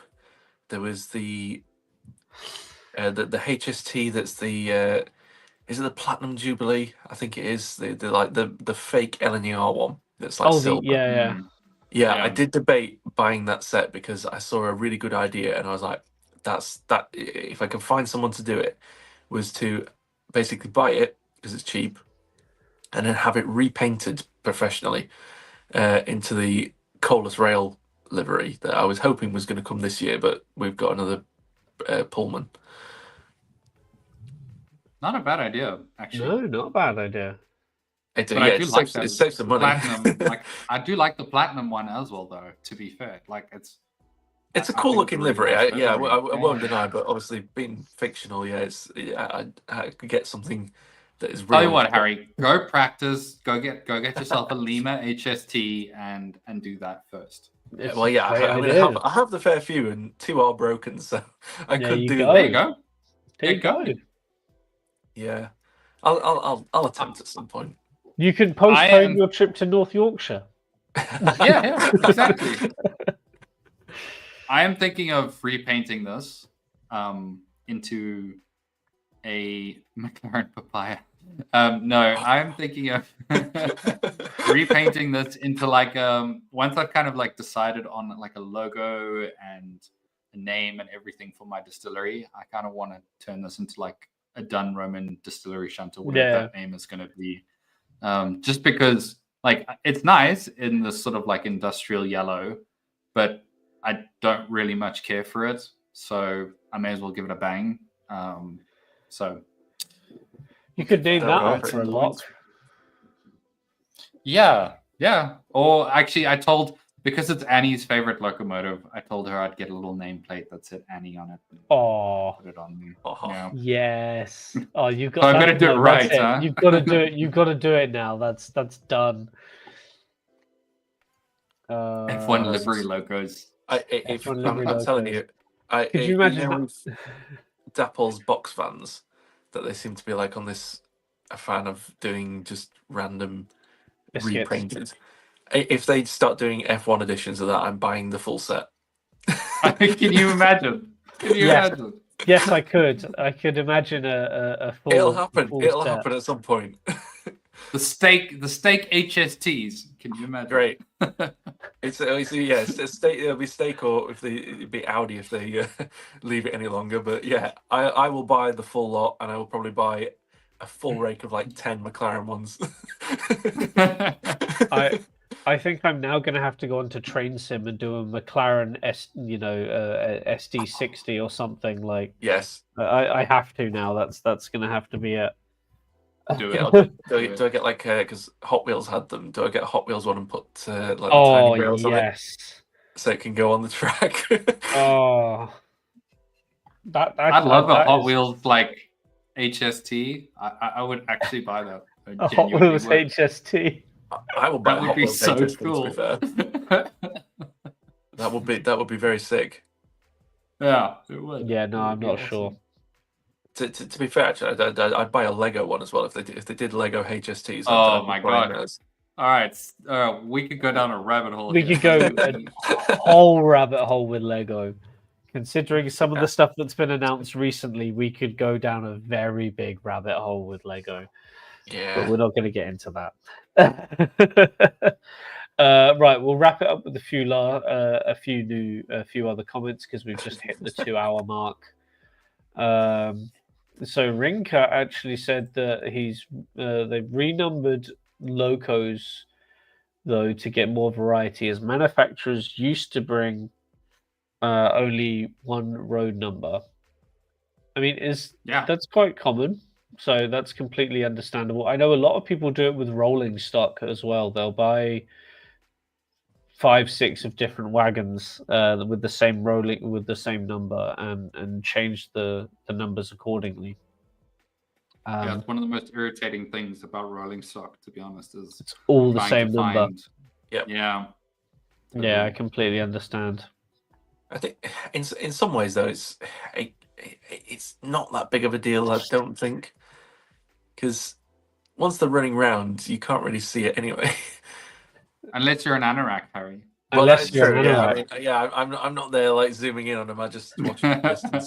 But what if you're doing some shunting and you accidentally move Yes. the one that's labeled 6-1 when you're supposed to move the one That- that's labeled 8-9? That is true. That is true.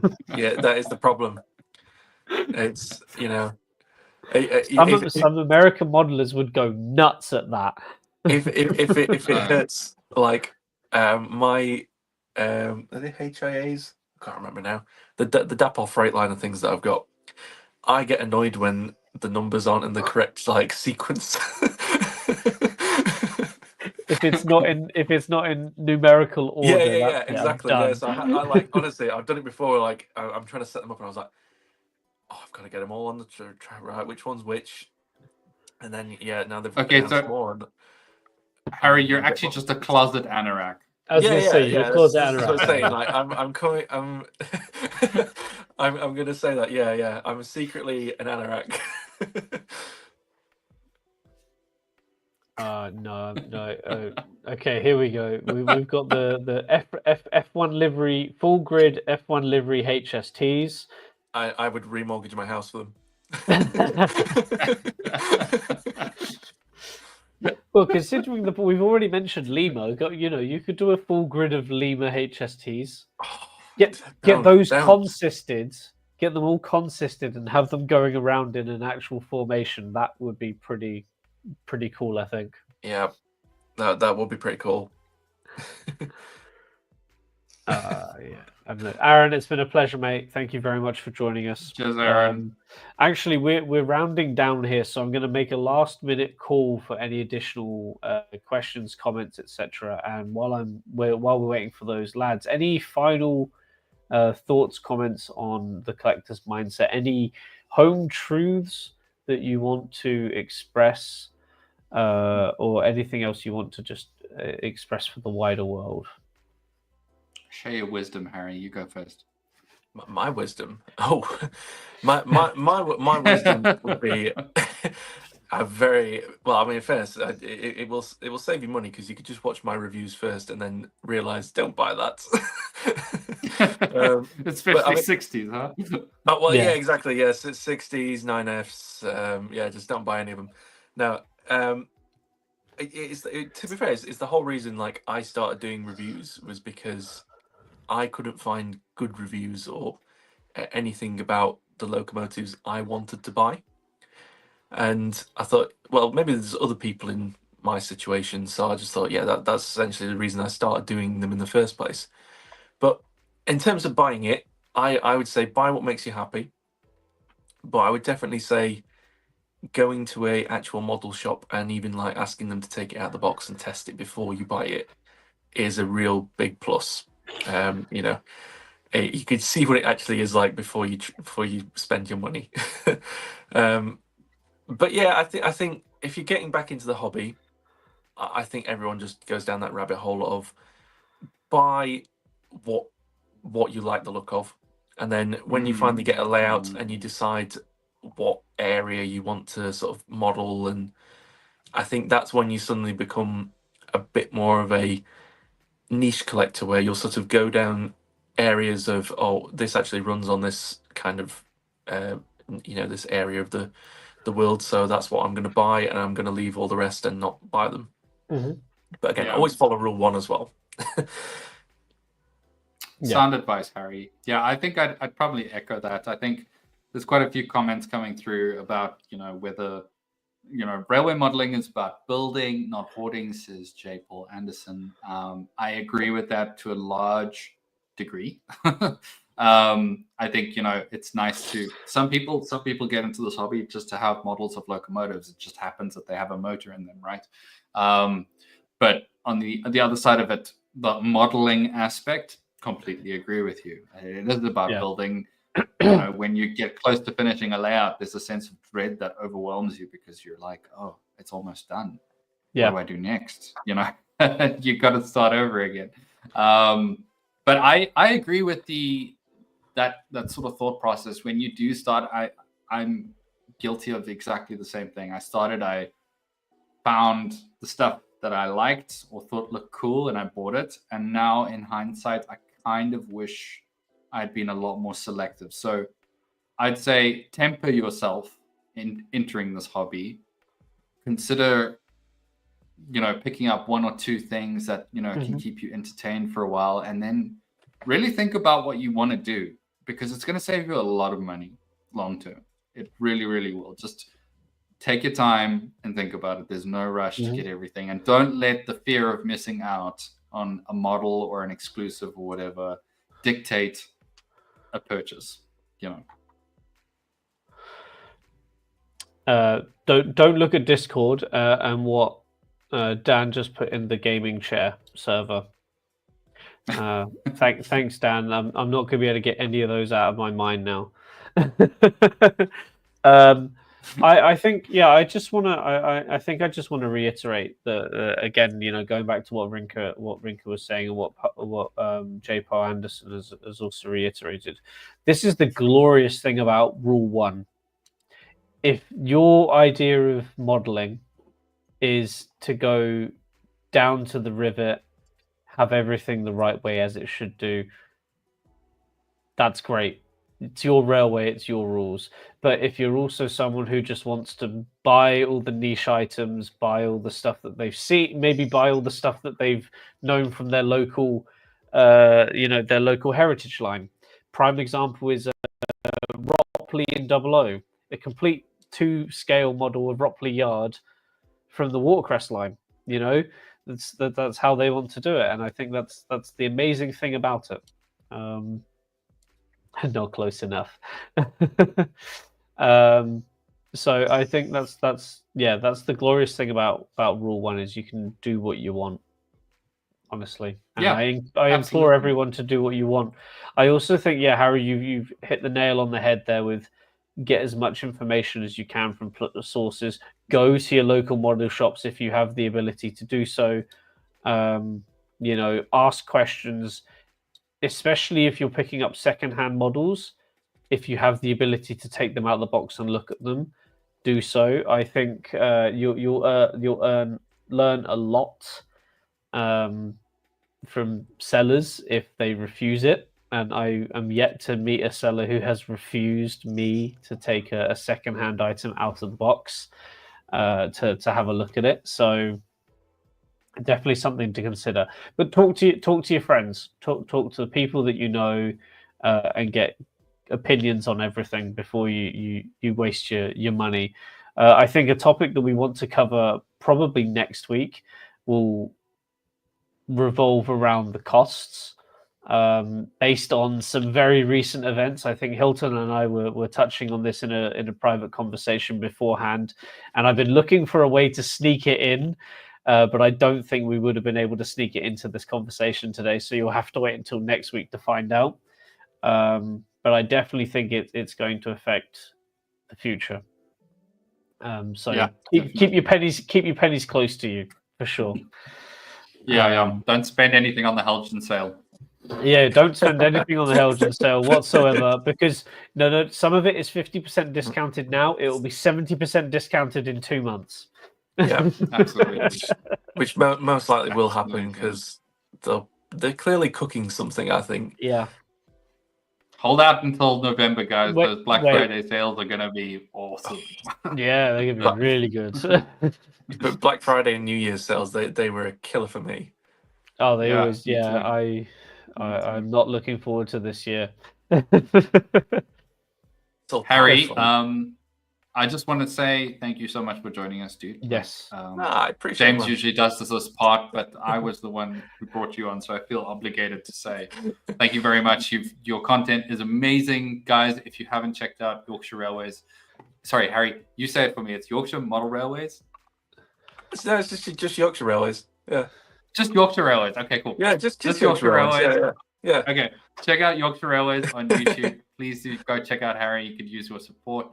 His channel is absolutely brilliant. He does some very in-depth and thorough reviews. And Harry, I just want to say, dude, thank you so much for coming. Like, it was really, really cool to have you and chat to you face to face, mate. No, I appreciate it, man. I know it's weird in a sense, is like, because we've talked like loads on Instagram and it was YouTube, but like, yeah, face to face is just great. So, Yeah, it's been man. an absolute pleasure, the pair of you. No, yeah, we've Awesome. been really been nice to have you, mate. Honestly, and also have that chat with you yesterday as well. Considering we were only supposed to be on for like 10 minutes, 15 minutes. It was like almost 2 hours. It was great, mate. Absolutely fantastic. So thank you. Yes, please give your wife my condolences. She went to bed. It's all good.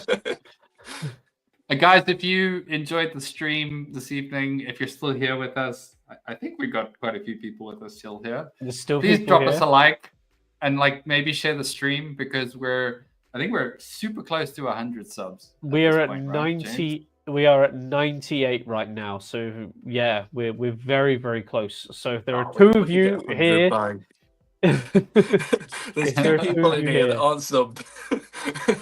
please go ahead and do so. Yeah, we are very close to hitting the 100 mark. I believe Rob confirmed that we're already at 100 followers on Instagram. So we have created a specific Instagram account for the Shunting Yard.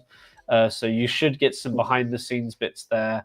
All the stupid reels that Rob seems to cook up, I don't know. He's taken it upon himself to be the reel master. So we'll let him get on with that. That's